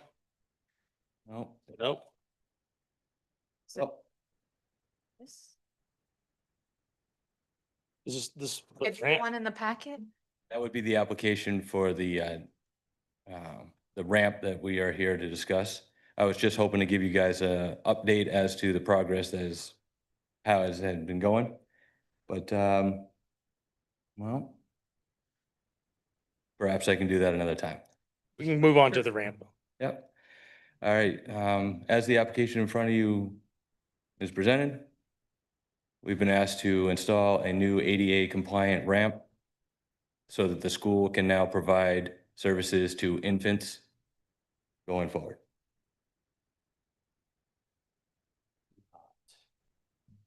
This is what I had last week, so I do not believe I have the. Sorry. Just a minute, let me look and see if I have the Mike's comments. I do not, it looks like.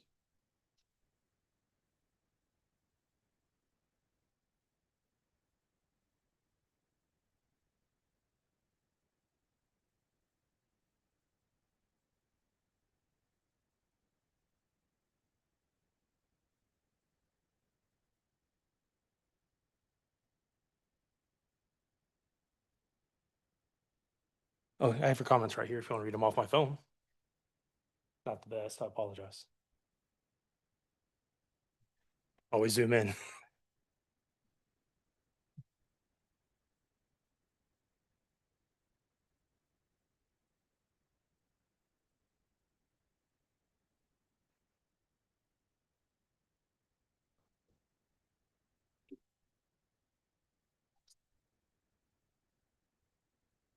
Yes.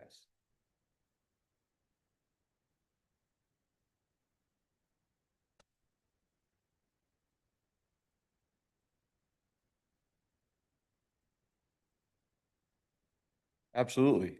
Currently up on the board is the location of the background, sorry, the playground and towards the back of the school. What you see there is the brown enclosed porch. And on the back side, past the steps, is the proposed location for the ramp to be installed. We would be removing portion of the existing wall back there to allow for this ramp to be installed. Maybe you can see that in the next slide or so. That would be a top-down view. The aforementioned stairs leading up to the door there, and the ramp leading in a new direction out towards the back. Is that a new door that we're looking? Nope, that door exists there now.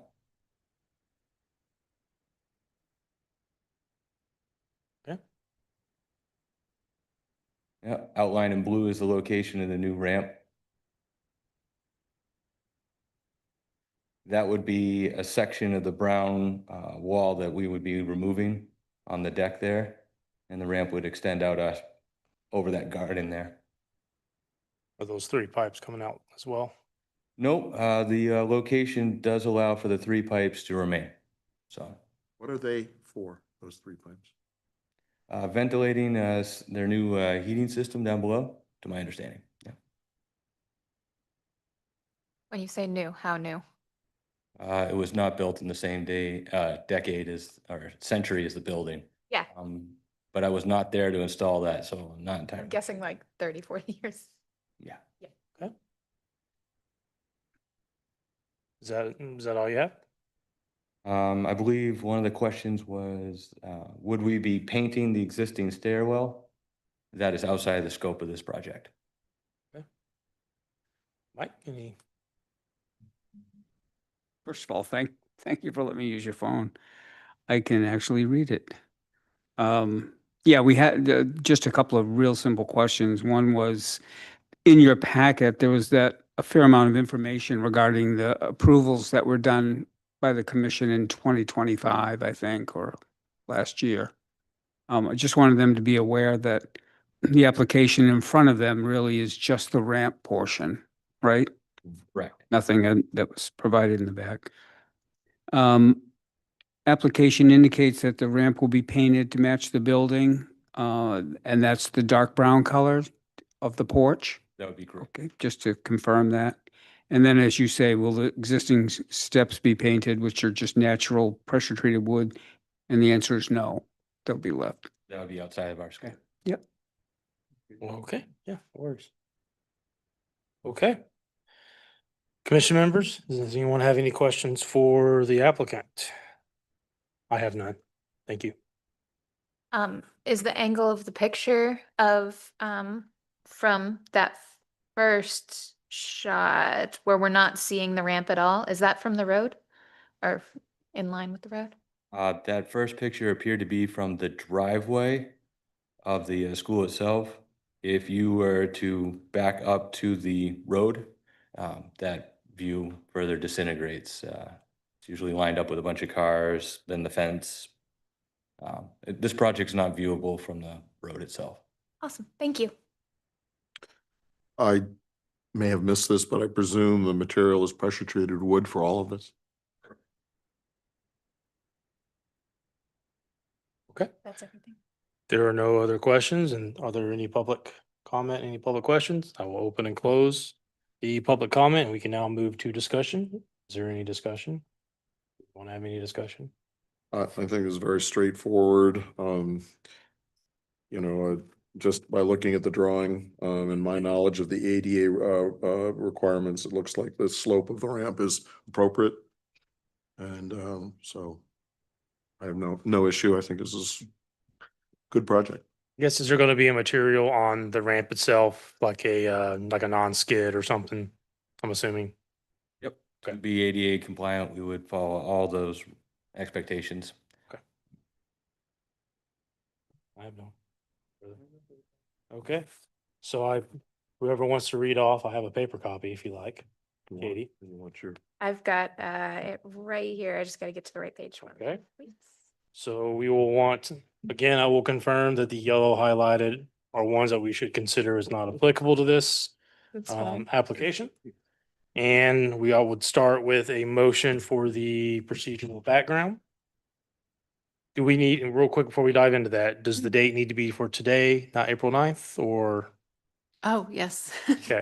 A quick change, the date should read April 16th, not April 9th. And then I would entertain a motion to approve the procedural background. I would like to move for us to approve the procedural background. Second. Okay. Peter, Yes. Yes. Yes. I will also vote yes. Here, maybe for this one, we can like set the precedent that you say the thing, you second, and I'll start the voting. You could also do it my Official. way, which is also fun. But Yeah, whatever. okay. Okay. Enjoying the chaos. No. It just keeps me entertained. Okay, I would entertain a motion of non-applicability for the yellow highlighted portions. So you will need to read off that part 2(1) and so on and so forth. I'd like to move that part 2, sections 1, 3, 6, 8, and all of part 3 be struck because they are not applicable to this project. Second. Yes. Yes. Yes. I also vote yes. Okay, procedural passed, found those applicable. Okay, we can start with the motions for part 1. Sure. I would like to move that part 1 second part one, number one, the commission finds that based on exhibits 3 through 7, the application satisfied Historic Preservation Code 148-9A, requiring that any alteration of the historic structure will preserve or enhance its historical and architectural character. Second. So a yes vote on this finds that the application does satisfy. A no vote means that it does not. Okay. Yes. Yes. Yes. I also vote yes. I'd like to move that Part 2, Section 2, the commission finds that based on exhibits 3 through 7, the application satisfies Historic Preservation Code 148-9B2B, requiring that rehabilitation work does not destroy the distinguishing qualities nor character of the structure and its environment. Second. Go ahead. Yes. Yes. Yes. I also vote yes. Okay. I would like to move that Part 2, Section 4, the commission finds that based on exhibits 3 through 7, the application satisfies Historic Preservation Code 148-9B2D, requiring that distinctive stylistic features or examples of skilled craftsmanship which characterize historic structure is not damaged or destroyed wherever possible. Second. Yes. Yes. Yes. I also vote yes. I would like to move that Section 5, the commission finds that based on exhibits 3 through 7, the application satisfies Historic Preservation Code 148-9B2E, requiring that changes which have taken place in the course of time, have acquired historic significance in their own right, are retained and preserved wherever possible. Second. Yes. Yes. Yes. I also vote yes. I would like to move that Section 7, the commission finds that based on exhibits 3 through 7, the application satisfies Historic Preservation Code 148-9B2G, requiring contemporary design for additions to only be approved if such design is compatible with the size, scale, material, and character of the neighborhood, structures, or its environment. Second. Yes. Yes. Yes. I also vote yes. I would like to move that the commission finds that based on exhibits 3-7, the application satisfies Historic Preservation Code 148-9B2I, requiring that whenever possible, all alterations to structures shall be done in such a manner that if they are to be removed in the future, the essential form and integrity of the original structure would be unimpaired. Second. Yes. Yes. Yes. I also vote yes. And the decision, please. I would move that the commission finds that the project meets the requirements of a certificate of appropriateness and therefore grants a certificate of appropriateness for the proposed project. Second. Yes. Yes. Yes. I also vote yes. The certificate passes. Thank you. Thank you. Okay, moving on. Find all of my things again. Okay, I believe the next item of business was the proposed changes to the Historic Preservation Code. I am looking for my meeting packet right now. Okay, draft ordinance changes. Staff have included a new draft of the first round of changes to the Historic Preservation Ordinance.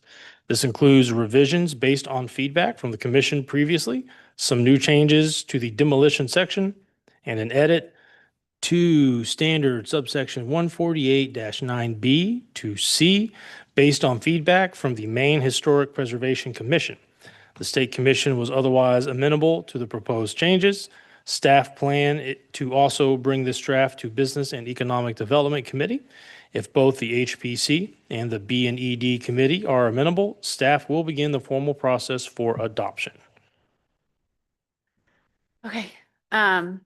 So these are largely the same as what you viewed before, but we did incorporate your feedback about making commercial communication equipment still require certificate of appropriateness, whereas other mechanical equipment would be a minor.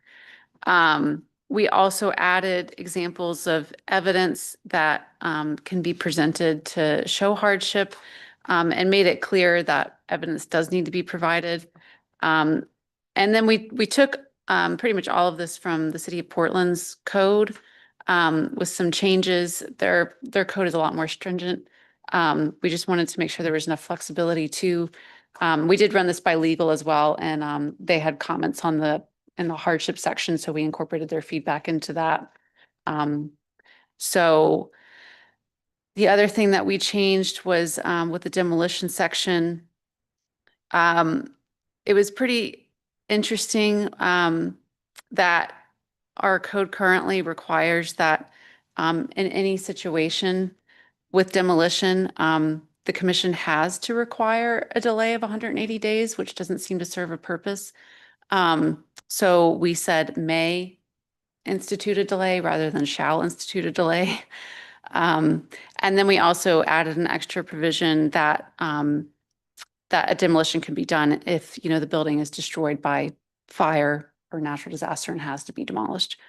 And then with, let's see, the section on replacement of materials, that's pretty much all the same where we incorporated, you know, economic and technical feasibility. We got rid of the composition and finish and instead inserted color and other visual qualities. This wording is pretty much exactly what the Secretary of Interior standard says. And it's also what a lot of the other municipalities in the state say. And then that one piece at the end where it says replacement materials should be guided by Preservation Brief 16, that was a request from the state commission.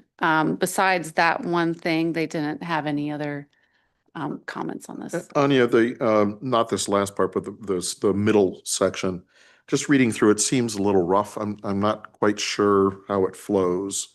I'm just going to read it as it's been corrected. It says, in the event that replacement is necessary, the new material should match the material being replaced in color, design, texture, and other visual qualities, and were economically and technically feasible materials. Because the extra and in there. Well, I'm just, the last term of materials, I'm not sure what it's referring to. The last word at the end, materials. Well, that's what we say.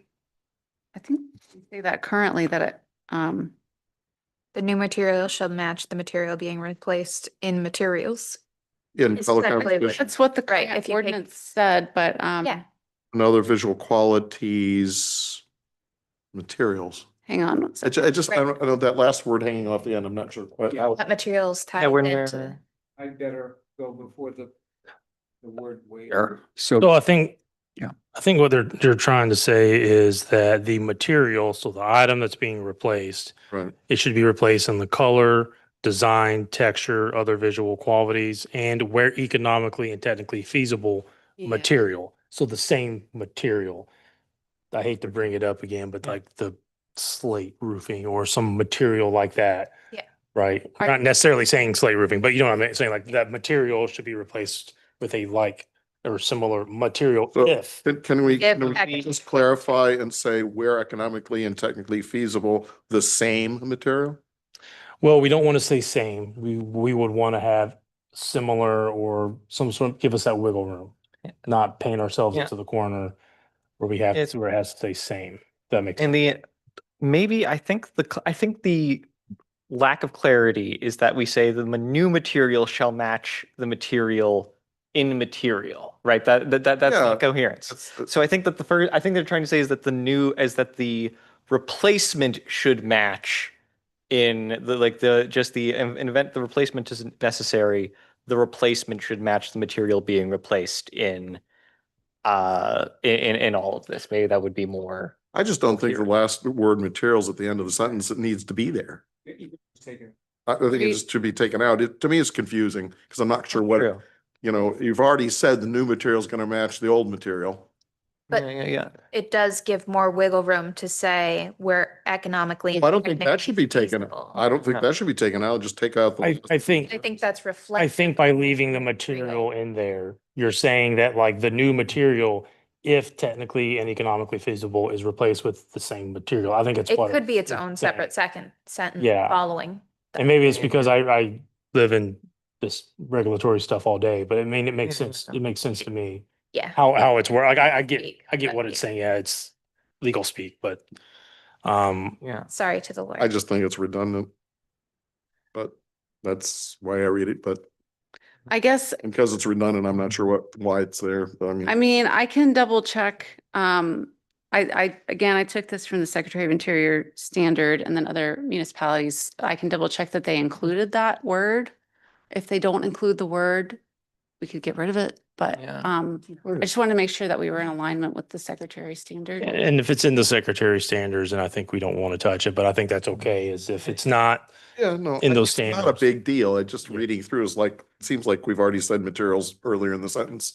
Why do we have to, why do we have to? funky, but I get what it's trying to say. Yes. And I think, again, like the Yeah. previous chair had noted, we don't want to make it too gray, but we also don't want to make it too Right. clear, if that makes Mhm. sense. And we have comment, please.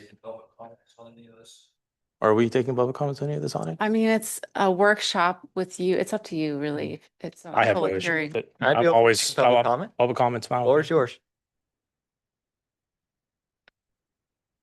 Oh, goodness. Thank you. With respect to the word materials, that's been our problem.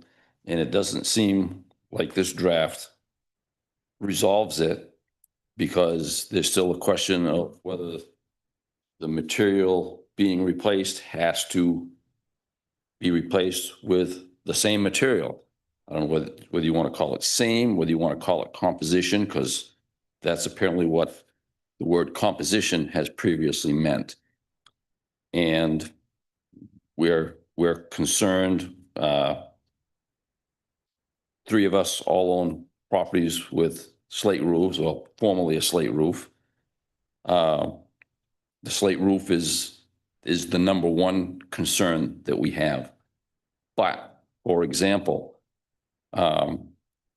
we have with us tonight probably 40 pictures of properties that have previously been approved for vinyl windows, which we think is appropriate as long as they look similar to the ones that have been taken out. But when you start talking about materials, composition,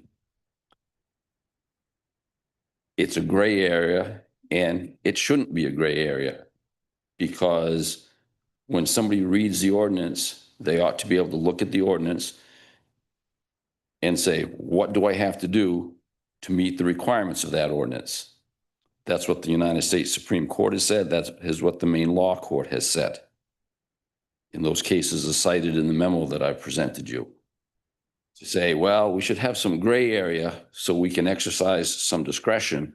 That your discretion is to determine whether or not an applicant has met the standards set forth in an ordinance, not whether they have met any particular individual's thought about what seems to be appropriate.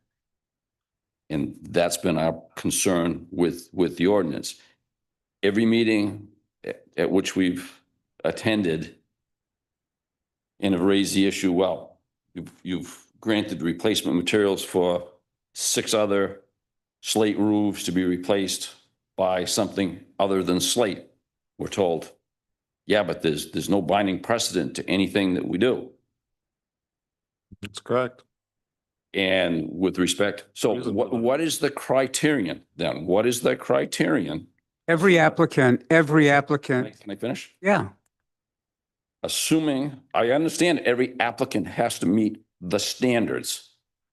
Okay, what standard is it in the ordinance that says roofs 1 through 6 that are being completely replaced can be replaced with some kind of a slate facsimile, but roof number 7, that one has to be replaced with slate. And I can make the same argument about windows.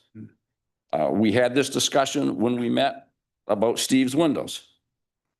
And I said, well, Anya asked, well, should they address the question of whether or not, or of why they're replacing wood with vinyl? I said, why does that need to be addressed? Because that's been a material that this board has approved. And you said, well, because every application is considered on its own merits. Well, if it looks the same and isn't going to affect the architectural features and so forth. What is the criterion on which you would ever tell somebody your window has to be wood for wood? These 40 others that have gone before you that we've approved can be vinyl, but yours has to be wood. What is the criterion that distinguishes that window from all of the other windows you've approved? What is the criterion that differentiated Steve Farron's slate roof from the 6 others that were approved by this board? That's the problem with talking about materials that have to be like or identical or match. Okay. And that's not a problem that's being resolved by these proposals. We would ask the 3 of us, as well as the other folks that were involved in helping draft some proposals that I've attached, we'd ask to be involved in this process so we can contribute what we think are some logical solutions. I mean, one of the things that we did in our proposal is we incorporated the language from the Secretary of the Interior regarding substitute materials. We provided that to staff. We provided that to the council. Well, that's not in this draft. It's alluded to. The Secretary of the Interior recognizes the need to sometimes use substitute materials. What we got to figure out is when are those going to be required? Because there are so many times that it hasn't been. So saying that there's no precedent is meaningless unless you have a standard to which you're tying that.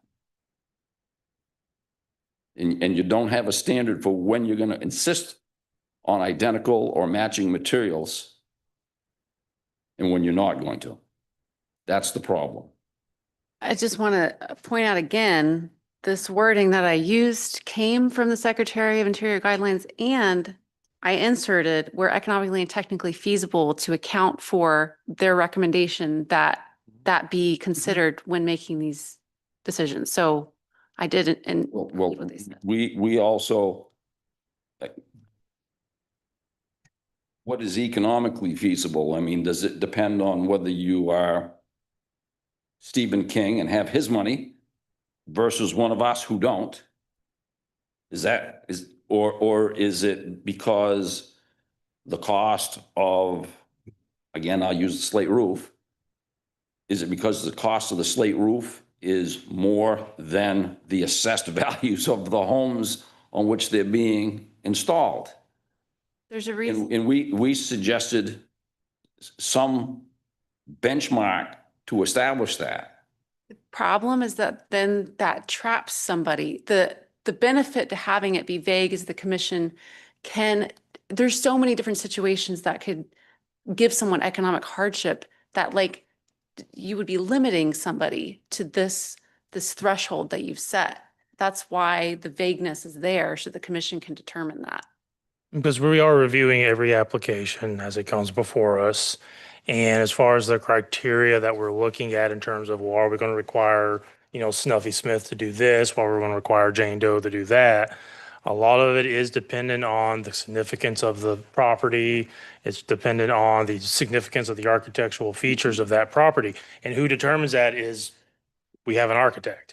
He does provide us that information. None of us are architects. He provides us that information in his professional judgment. This column is important. This column, well, if they want to replace it with this similar material, it's not going to detract or it's not going to do X, Y, or Z. That's sort of what we're using to make these determinations. And I get Looking at that, these. regardless of the economic hardship, which is a lot of what we presented when we presented about Steve's roof. I went back and looked at what files were available for the other 6 that were approved, including one with screw down metal. And not one of those presented the kind of economic information that we presented in Steve's behalf. So again, I get back to, then what was the criterion on which he was originally denied? But one of the issues is that that was then and this is now. The reality is that the commission sitting in front of you now is not that commission. And And guess what? Mhm. The composition, the individual membership of a commission yep, does not matter one iota legally. Because if it does, then that is an admission that it is a subjective judgment rather than an application of a standard. Steve, if I. Because that is a discussion that is a discussion that Mike and Steve and I had the other day. He says, well, you know, the board changes from time to time. That doesn't make a difference. Ask somebody who was applying for a subdivision permit or a site use permit, and they've complied with all of the standards set forth in the ordinance, and say, well, yeah, but we're not going to grant this because the composition of the commission or the planning board has changed. Yeah, if I could, thank you. You make some good points, but the reality is not just that the composition of the board changes, conditions change, and the materials that are presented when an application is made. Tonight, I think Steve made a very good proposal. And I think everybody would agree that the application had all the materials that was needed. In the case of the Broadway house, the slate roof was defined as a character-defining feature of the building. That's not always the case. And it's not often the case. But those features that are defined as character-defining, and that's a standard that's used across the nation in evaluation of these buildings, is the character-defining features are the things that, when they're gone, would change the important architectural characteristics of the house. So what we use for standards, Rick, are the same standards that are used by other municipalities. The standards for review that you're using are based on the Secretary of the Interior standards, which are proven. Well, I, as an applicant, look at an ordinance, say, I have my roof, my windows, my trim, my downspouts are character defining. How do I know that? Does it change annually depending on the makeup of the commission? Because that's wrong. No? No, it doesn't. It doesn't change it, Wouldn't but say that that. doesn't change based on the makeup of the commission. I'm an archaeologist. I'm not an architect, right? If it's below ground, I know a lot more about it. If it's a building to me.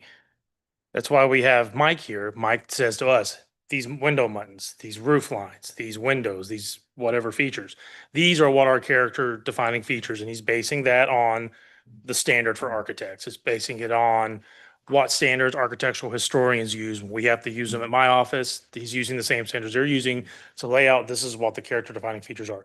Do we expect you as an applicant to come to us and say, yes, here's my character defining features? If you're an architect, maybe. If you're not, well, maybe you're not going to know that.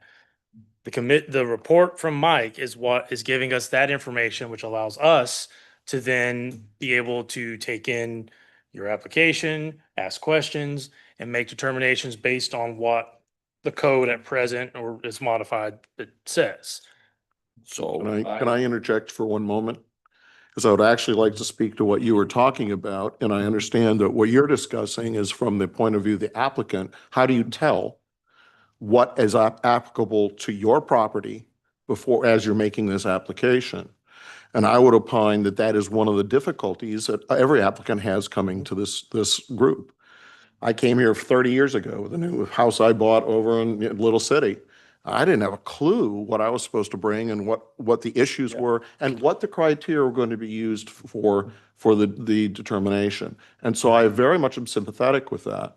I will make the comment that the meeting that you folks had with Mike prior to doing this application was indeed exactly for that purpose, to provide that input so that you'd have an idea as you're working through this and creating an application so that you're better able to figure out what it is you're trying to provide to us and get what you want to have done. Well, and when the issue of wood versus vinyl came up,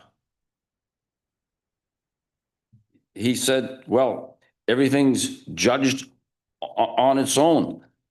We're not bound by precedent. That doesn't tell me anything other than the fact that 40 others have been approved. And if you read, and this is at the top of the third page of my memo, that's from a Maine Supreme Court decision that says that ordinances are supposed to furnish guides for those of us who are seeking permits to tell them what's expected. We don't need to go consult an architect. We don't need to come before the board to ask an advisory opinion. What's the significant part of my house and what's not? So I'm not sure how what is stated here in the proposed change, how that does not address that. I mean, the whole point is that we are trying to help applicants look at what they have and do the best they can with their resources to meet the architectural and historic standards as much as possible. And this basically says that, at least that's how I interpret it, that in the event that a replacement is necessary, the new material should match material being replaced in color, design, texture, and other visual qualities. When you stop there, I agree with you. When you throw in materials, I don't think it's any different than saying composition. Yet you referenced synthetic or substitute materials, did you not? Right, that's a good document to go by. The Secretary of the Interior has a very good document you referred to, Rick, very good. Called substitute materials and how they apply. That's what the commission would use for guidance. That's what you should use for guidance. And one of the points you'd made too, which you do make a good point. How do I, as a homeowner, know if I have a character defining feature or not? And I know we've brought this up to the city planners, trying to literally rip off the city of Portland and what they're doing. They have a very nice handout that goes to, if you are coming to the city to say, hey, I'm applying application, live in a historic home. They give you a handout where it highlights character defining features of generally for most of the properties in, say, the city of Portland, right? This style of column is important because of this style of roof is important because of this. So that the homeowner can look at that, look at their house and say, yeah, maybe, okay, that could be considered. No, I don't think that is. And then you come in front of the commission, Mike does his thing, we do our thing. Yeah. We are trying to put together something like that for the homeowners in Bangor that live in these historic neighborhoods, so that they at least have an idea of what these character defining features are, or what it is that we're looking at when we're looking at a historic home beyond age. Yeah, and until we have that, we're trying to do those meetings with the applicants beforehand, which was helpful in this case. And I think Mike said in that meeting that the character defining feature in this case was the stained glass window. So we gave you that information then. I mean, I don't know. Again, I go back to my question of when you asked about whether it was important for us to address. I was just a question I wanted Mike to address because it was just a I question. can't tell from the ordinance when we need to do that. I can't tell from the ordinance, does my building at 9799 Broadway with a slate roof, is that character defining for that building, or simply the brick facade? And That's why we had the meeting, so we can have that conversation. The other thing, yeah, to have a meeting, I need to have an ordinance that says whether it's character defining. Rick, the other place you might find some really good guidance, since you own a historic building, is the city had several surveys done, architectural surveys. There's documented information about your property on Broadway, of Steve's as well. There's karma forms that were created that are available. They're digital forms that are available through MHPC on all the properties surveyed in Bangor. And there were hundreds of houses and buildings that were reviewed. So if you want to learn more about your property and what's important about it, I would suggest. To read an Yeah. ordinance that tells me what's expected, and this Yeah. one doesn't. Well, the more you know your building, the more you know your historic building, the better you're going to have make an application to come forward to the commission and get the review that you expect. The other thing is, this is only the first round of changes. There's a lot more extensive things we need to do that provide those guidelines that you're wanting. It's just going to take a lot of time. So we're going to do a second round later this year that incorporates those things. And we'll implement those guidelines about what is character defining. in there. One of the things I'm worried about is the exact thing that you're asking for. If we are as specific as you are asking for, that doesn't let us be kinder, right? If we're as specific as you're asking for, we don't have any play to be looser with the rules. Whereas there's no way that we could be as specific as you're asking for and still have give in how we. If the go about ordinance was this. so clear about the character defining aspect of those stained glass windows, we wouldn't have any latitude to suggest anything else. And also too, what we look at as character defining features, some of that tends to change with the age of the buildings and the different historic districts, if they're contributing property or not. Like the districts you live in, the character defining features aren't going to change. But there are instances where, as things hit that 50-year mark, so that today's 2026, so 1976 buildings are hitting that 50-year mark. If we don't have wiggle room as new buildings get into this historic period and we start having to judge them, if we expand, expand these historic districts, create new historic districts or whatever. If our code is so specific that it says, well, you have to look at a roof with this pitch, windows that have this, doors that have this, doorknobs that have this, then we're not going to be able, we're going to have to come back to the table. We're going to have to redo a whole new code. We're going to have to redo a lot more things as some of this stuff changes. We have a little bit of wiggle room. It gives us that ability to take an application in on its own merits, look at it, listen to Mike's comments and decide, hey, is this something that's going to work? Is this something that's not going to work? Look, they came with a like material for their roof. It matches the secretary standards.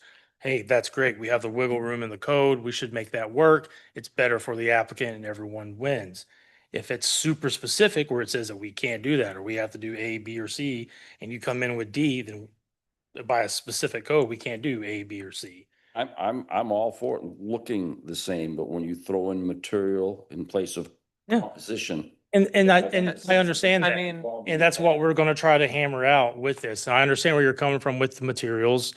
I'm looking at it at a different way than you're looking at it because I'm not I am a homeowner, but I'm not a historic homeowner.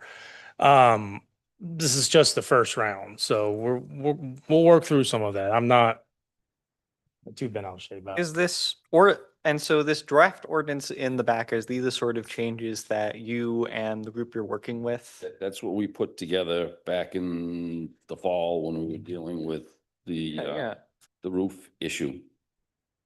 It's And we asked to be notified and involved of future changes because I think, the other issue that we have, which I guess isn't an ordinance amendment, is there are roofs, there are windows and various other alterations that have been done to properties within historic districts that certainly haven't had certificates of appropriateness. And those people seem to get by quite well and do what they want. That's one option. The other option, and take a ride up Hayward Street, take a ride up Broadway to see people that just let their properties deteriorate so that at some point they'll either tear them down or come to you for a demolition certificate. Most of us who own historic properties don't want to do that. But sorry, it is still- just bring this up because a lot of what is discussed in this ordinance, in this draft ordinance that is being put forward, actually does more of what our fellow commissioners are talking about, like where it is making it more looser and more subjective, where be visually compatible as possible is significantly more subjective than matching in composition, design, texture, and finish. For it is a much broader term.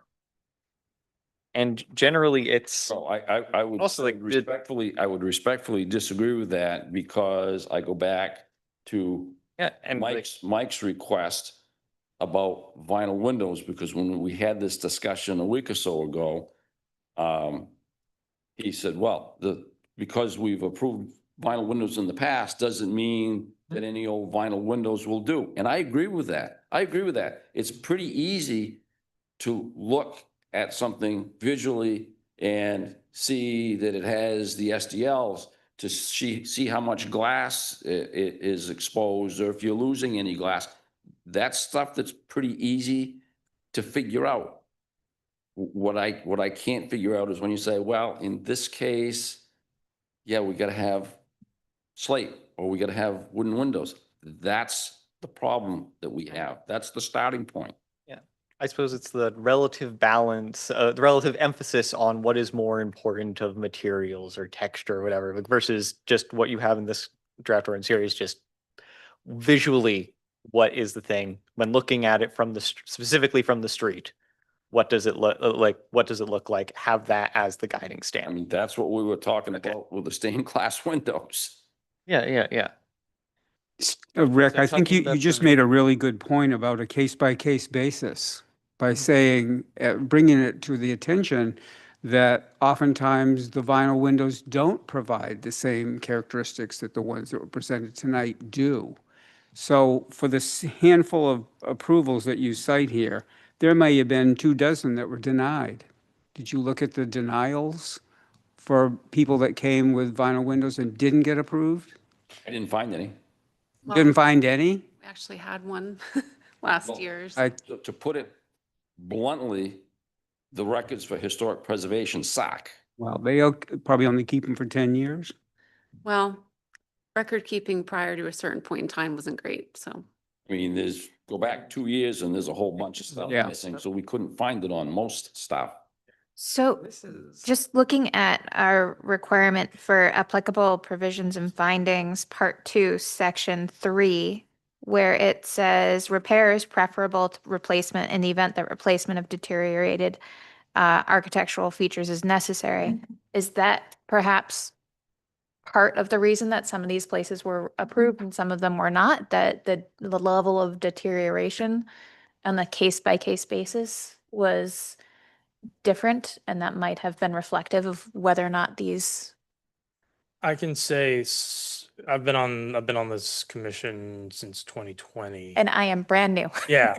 So I'm thinking back, I know there have been various reasons why why applications have not passed Mm, from a wide gauntlet of, the applicant had initially come forward with windows that were not appropriate in size, or the features, the buttons or the number over numbers weren't right, all the way to, well, these windows were one color in 1910. Now you're trying to do them in a different color that's been like that since 1980. And well, we did a whole big thing about that. So there's been a wide range of reasons why they have been, I guess, not approved. okay. But typically, all of the ones that weren't approved, it was initially because of what the applicant had brought forward didn't have enough detail, or what they were asking to do did not match what the character defining features were that were laid out by architect's recommendation, All right. advisor's recommendation. And for those which have been done without a certificate of appropriateness, that would be based on, we would only know about that if we received code complaints. That Yes. is outside my wheelhouse. I'll pass it on to Anya. Yes. The answer is yes. Okay. Unless code So found out. that gives you the opportunity, if you'd like, you can make code complaints on your neighbors. I don't But have any interest in doing that. So a question Okay. though, are you asking for an ordinance that is so specific that says that all window replacements should be vinyl? I am, It sounds like you're against original materials. first of all, if we're dealing with windows, I think somebody would be an idiot to try to put in wood windows to some of these houses. I've done it. Okay. Yeah. But again, I get back to what are we trying to do? Are we trying to look at stuff that is going to last? Are we looking at stuff that is more efficient? And if there is a basis not to require or to require identical materials, please tell us what it is. But this doesn't say there's a requirement for that. Well, I think what Rick's getting at is they want to be able to know before they come in with the application, right? Yeah. Which I know the meetings, I think this was one of the earliest times we've done the meetings with, where you met with them to sort of talk that through. And I understand you don't want to have to do that every I time. want Get the it. consultant to have, I want to be able to read the ordinance and know what I'm expected to do, because that's what ordinances are required to do. Can I just make a point? For planning board meetings, the planning code is even more like straightforward than this, but we still require pre-application meetings with people to let them know the permitting requirements. It makes it more straightforward for them. I understand. I understand. I've done this with lots of planning boards all over the state. But I can go through an ordinance for a subdivision, and I can check off on my own with my own consultants, with my own advisors, whether I've met this and this and this. But- I can't do that with this ordinance. However, there are parts of even subdivision where the planning board can insert their judgment to say, we want you to do this. We want you to provide, say, a connecting road to go up here, or we want the open space to be located over here, because they're a quasi judicial commission, same as this commission, they have And judgment. do it is because it's spelled out in the ordinance.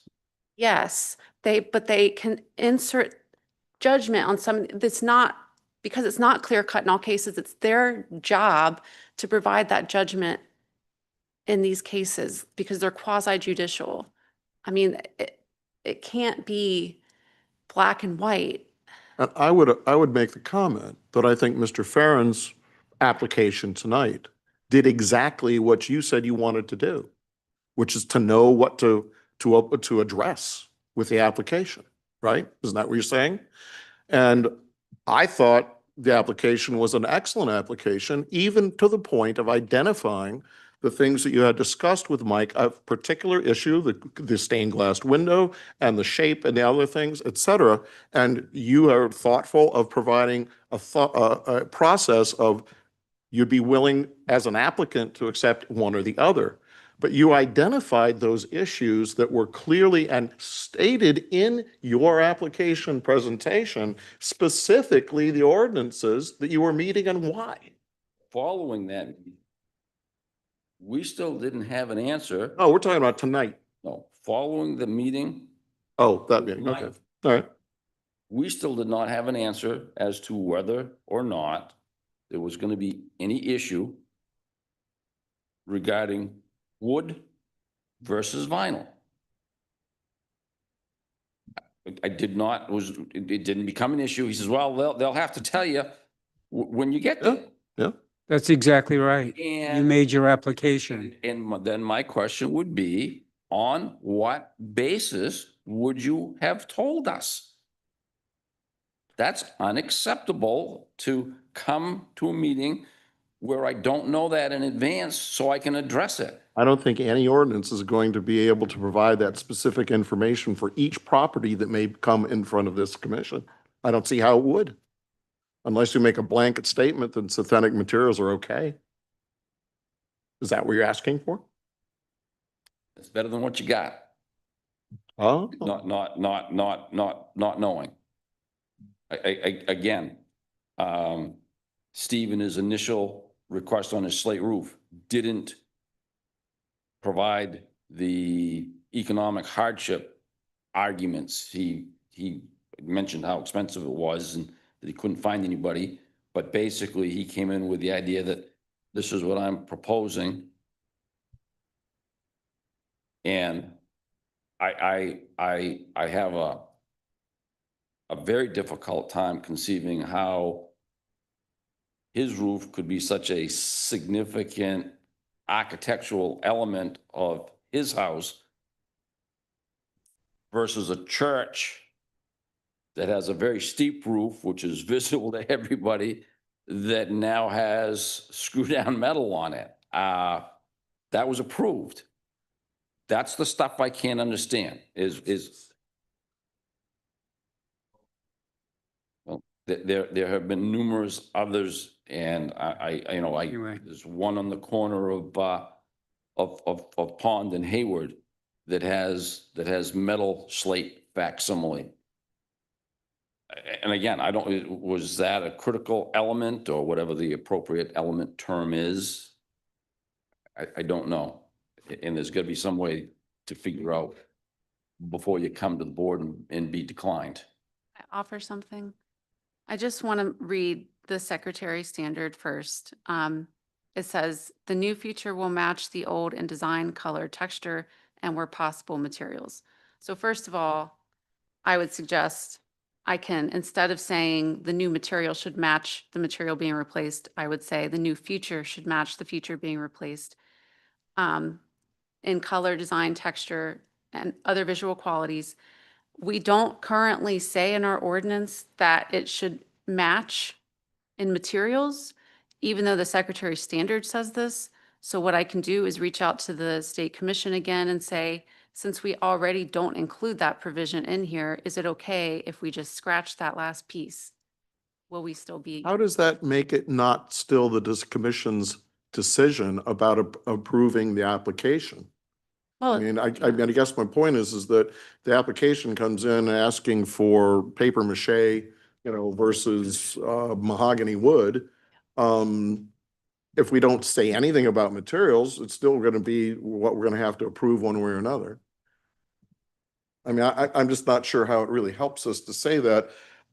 Saying that when possible to maintain material is, in my view, philosophically following the direction of trying to maintain historic preservation, which is kind of what we're supposed to be all about, I thought. Well, we're supposed to, I mean, when appropriate and feasible, technically, et cetera. I mean, it may be that at the future will never be anything but synthetic available. well, That may or may not be the case today. and that's what we have to decide. And there are, as things progress, we are going to have more synthetic materials, but there are going to be things that we have to be open to. We can't say, well, we're never going to use synthetic materials. We're never going to use anything other I than don't wood think any of it windows. says that. But we need to I have would the say room to be able to personally make the decisions. that at least the tenor of what Applying Officer Collette is talking about, where you don't specifically require it has to be the exact same anyway, but what we're trying to aim for is that it looks in a similar way, that it has the similar design elements and coloring and historic features that made it important, that made people want to preserve it in the first place. And that is the critical thing that is the critical thing, that is the thing that is more important than specifically what sound you make when you knock on. And so having that as more the guiding standard. Like what we're trying to talk about here is, again, when people think about projects, when projects come before us, there are a lot of different considerations. There's historic authenticity, there's the aesthetic value, there's the efficiency, there's efficiency, there's the economic, there's like the economic, again, we're talking about economic hardship, the resilience of the property, that like whether it will continue to have this beauty for the into the future. And that is, all of these are often competing considerations. And so this is what we're talking about here, is to what extent should we emphasize each consideration? And we should make it clear what is emphasized, and we should make it clear what people should be concerned about. It sounds like you're discounting what the underlying material is as being not important to the quality of what it looks like or feels like, et cetera. And I can tell you, if you look at any vinyl fence, it doesn't look like a wood fence. Yeah, no, what I'm saying is that it's not the central, it's not central, like replacing it with the like material is important. Where does it say here that's a central thing and that there is no wiggle room? I think that's exactly what this says. It is it's where possible. That's where the emphasis is. It's where it is that the default should be always to always to keep it in the exact, in the The exact. default is way as opposed to- you read, is to repair instead of replace if at all possible, which maintains every aspect of the original structure of whatever you're doing. Yeah, it's, I mean, we're So- talking about revising the council's, the ordinance, like the basic, like, we're talking about like clarifying what we want this commission to be. I think it is important that we have that discussion of relative emphasis about whether it does, about what we talk a lot about, whether the replace, like what makes a Isn't the replacement discussion we good. have here all about those things directly as we're discussing any applicant's process that's coming in? Say it, yeah, it is I think it's an important thing to talk. It is I mean, that important we thing to we these priorities. prioritize in our discussion what we think is the most important thing for the specific case that's there. In some cases, it may be more of a material issue, in some cases, it may be more form I think or it's or saying structure. it's reasonable to want clarity on what's important. How are you gonna make that clarity? Well, I mean, through through exactly what we were talking about here, like specifically talking about what is important is the, is this sort of, like, you know, what you're talking, the vision you're talking about, what is important is what it, most importantly, like what it looks like, how, like how similar it is in, rather in look and finish, as opposed to like specifically saying it has to be the same material. I think So- that depends on the situation and what you have. And It is. the material itself is a seminal aspect of its appearance. Yeah, and you don't have to specifically say the word material to get it, and it does constrain, and I think it does lead to pretty constraint, like a lot of constraint if we specifically put in the word material, because then we're talking, because then we spend a bunch of time talking about whether the gutter should really should be cypress wood, and then before it cuts, before, you know, someone cuts in and said you literally can't, they literally don't make it like that So anymore. that's the technically not feasible aspect. It's easily dealt with. So I think a way that we could do this with the writing is we could in fact put a colon after replaced in, and then list 1, design, 2, texture, 3, color, 3, other visual qualities, 4, color, 5, So if you're going to rank, When- order, you're going to have to then Right. put a relative weight to each of those things, which is an impossible thing to do. That's the Right. point. We cannot have ordinances that are so detailed yes. that don't allow for the interpretive aspects of what we need to do and determining what is a priority for any given situation. We don't necessarily have to say 25% this, 50% this, just having them in the order that we find is the priority at this moment for what we think this commission is. Don't think I can agree to an order that would be universal. That's fair. I think that would be a difficult conversation, and we probably could philosophically wax poetically for like So what is? several so hours what is the problem discussing with what just we think. listing them and then having the discussion do what it's supposed to do? And which is each to- time. Us to have the discussion and come to a consensus to the degree we can and vote with a majority to say what is going to be appropriate for that situation. And also, if we did do that and we did rank priorities, that might become a difficulty for a future commission that might have a different composition and might have slightly different priorities. And we need to, Well, and And- still and- do. and- Which and you're is- asking Yeah, us that's, to which is look at the your list. problem, I yeah. don't agree with this order. I think number 7 is the most important for my property. I to mean, make at that least then it'd be in okay. writing, and then they know what, and then they know what the changing priorities are specifically. So what do you think, Nate? I think is we've gone too far down the rabbit hole Yes. on what the meaning of the word is. And what we need to do is, I think, have Anya do another attempt. Let's take their comments into effect. Let's see what we can do with the language that we have here. Let's see if we can make something that's a little bit better, something that they might like, we're okay with, and that MHPC isn't going to get a lot of heartburn over. Because ultimately, you know, we can change whatever we want, but if MHPC says it's not up to snuff, I don't know, we're going to really be able to do much. Personally, I really appreciated what you said about going back to, oh gosh, who was it that you said you were going to contact? I mean, Date. Yeah, MHPC. I think that's great. Yeah. So MHPC is the main Historic Preservation Commission. That's Thank you. governing body for the state and historic preservation, everything from architecture, archaeology, historic districts, all that sort of stuff, the museum, things like that. Awesome. I would add to that, that your commission is a certified local government.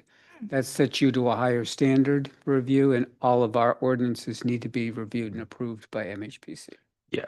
Fabulous. So, but what's important that we do need to remember is that this community group is a consulting party in this, and they have a vested interest in this. Yeah. So that we do need to make sure that we are listening to them, that we are trying to take their Yeah. concerns. I totally agree with And, that. you know, I totally agree. I think what Anya has suggested and in trying to sort of dice this back up and let's try it again, I Yeah. think that's okay. Awesome. Moving on from that specific section, were there any other concerns with any of the other spots, or on end you have?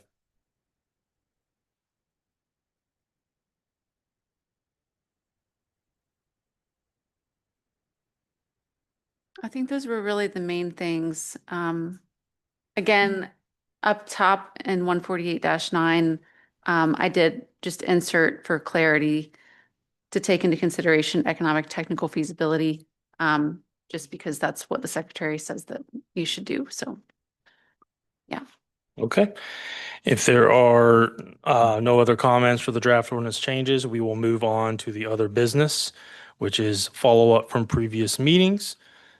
Says staff will follow up with commissioners on some of the requests for assistance at previous meetings, such as draft social media posts on historic preservation.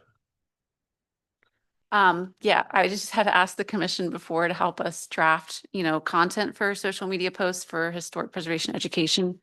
Thank you, guys.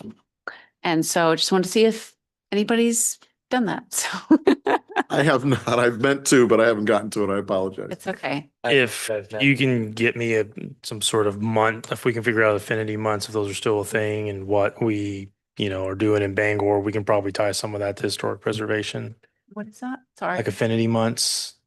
I don't know if those are still a thing, like February's African American History Month. Oh, October's Maine Archaeology Month, okay. Preservation month. Preservation Month. Yeah, stuff like that. We can throw together social media posts on that. Hmm. Yeah. Even be something as simple as maybe on Mike's coffee break from the office, he could stand in front of an old building and he can talk about it on, I can point out. Facebook Live or something, whatever. Yes. But no, in other commission members that maybe understand social media, I'm looking at you two. No I offense, don't Peter. use social media. You're smarter than me. I'm on social media too, a little too much, It's too but much liability in it. I think the last time I posted on social media, it was because it was my job. I mean, you guys don't have to post it. We just need the content so Yeah. we can Okay. post it. Yeah. We just want to highlight, cool tidbits about the historic districts and sites in Bangor. And we could, do something about characters finding features. So. Well, I will make the comment that I think this discussion is actually extremely fruitful. Okay? I think having, the comment about including those folks in our discussion, this is an open meeting. We should be including any resident of Bangor has issues and Well, interests. yeah, and technically when you're doing like a consultation at the federal level for any sort of historic preservation things, you have to identify, part of the process is identifying all of the consulting parties and contributing parties. Those contributing parties are anybody that has a vested interest, historic societies in the project you're working on, things like that. Sure. The ones that you have a requirement to consult with, tribes and other state agencies, things like that. In what we're doing here, neighborhood groups are an important group for us to Sure. take accounts into I agree. these comments. And also, I didn't want it to seem like we were trying to be dismissive of what they were trying to say, because they do have some valid points. Yep. But it's just, we've got to find that balance. So. I and, agree. But moving on from that, the next item on the agenda is to discuss the next special meeting date. The potential date for the next special meetings are July 23rd or 30th. And staff will discuss the best date with commissioners. Are these all Thursdays? Okay, that's what Like- to me. Oy. Kind of far out, I know. Yeah. No, it's actually not far enough out. Wait, is July, sorry, you said it was July 23rd or 30th? Yep. Yes. Okay, I will not be able to do the 30th. Okay, Okay, it's good to know. As far as I know, I'm available for both of them. okay, I have no life. My life is historic preservation. okay. I think I'm available for either. So I don't have anything that's pointing out that I couldn't be. Okay. And I will say too, that I do think these special meetings are important for us. I think there's been a little bit of a shift in the commission towards looking at strategically what we should be doing and providing as how we're doing it. Address the inconsistencies we have. I mean, I think that there are things that were approved 10 years ago that might not be approved today with how we look at things differently. That is true. But also the issue of precedence. Peter, to go back to your, issue of wanting to be consistent, and I appreciate that.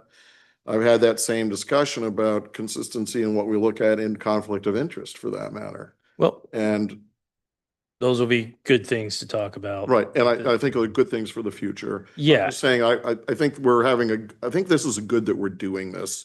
I think So- it's good too. I think what will also be great is getting home. Yes, Oh. both of the states were. That's fine. I'll I shut, feel bad for our city I'll partners. who have shut up. been here Thank you. since- Yes, we're very Coming up, grateful to 7 all of a.m. you. But I think you said you can't do the 30th. I think we shoot for the 23rd. Everyone, Yeah, everyone, that okay? works. Shoot for the 23rd on you, July? Yep. Okay. Hopefully there'll be no other business in that meeting, but Yeah, this stuff. This was just sort of a fluke. But if there are no other items to discuss, talk about, yell at me about, then I will use my one power and adjourn. And I do want to thank legal counsel for being here. This was a help.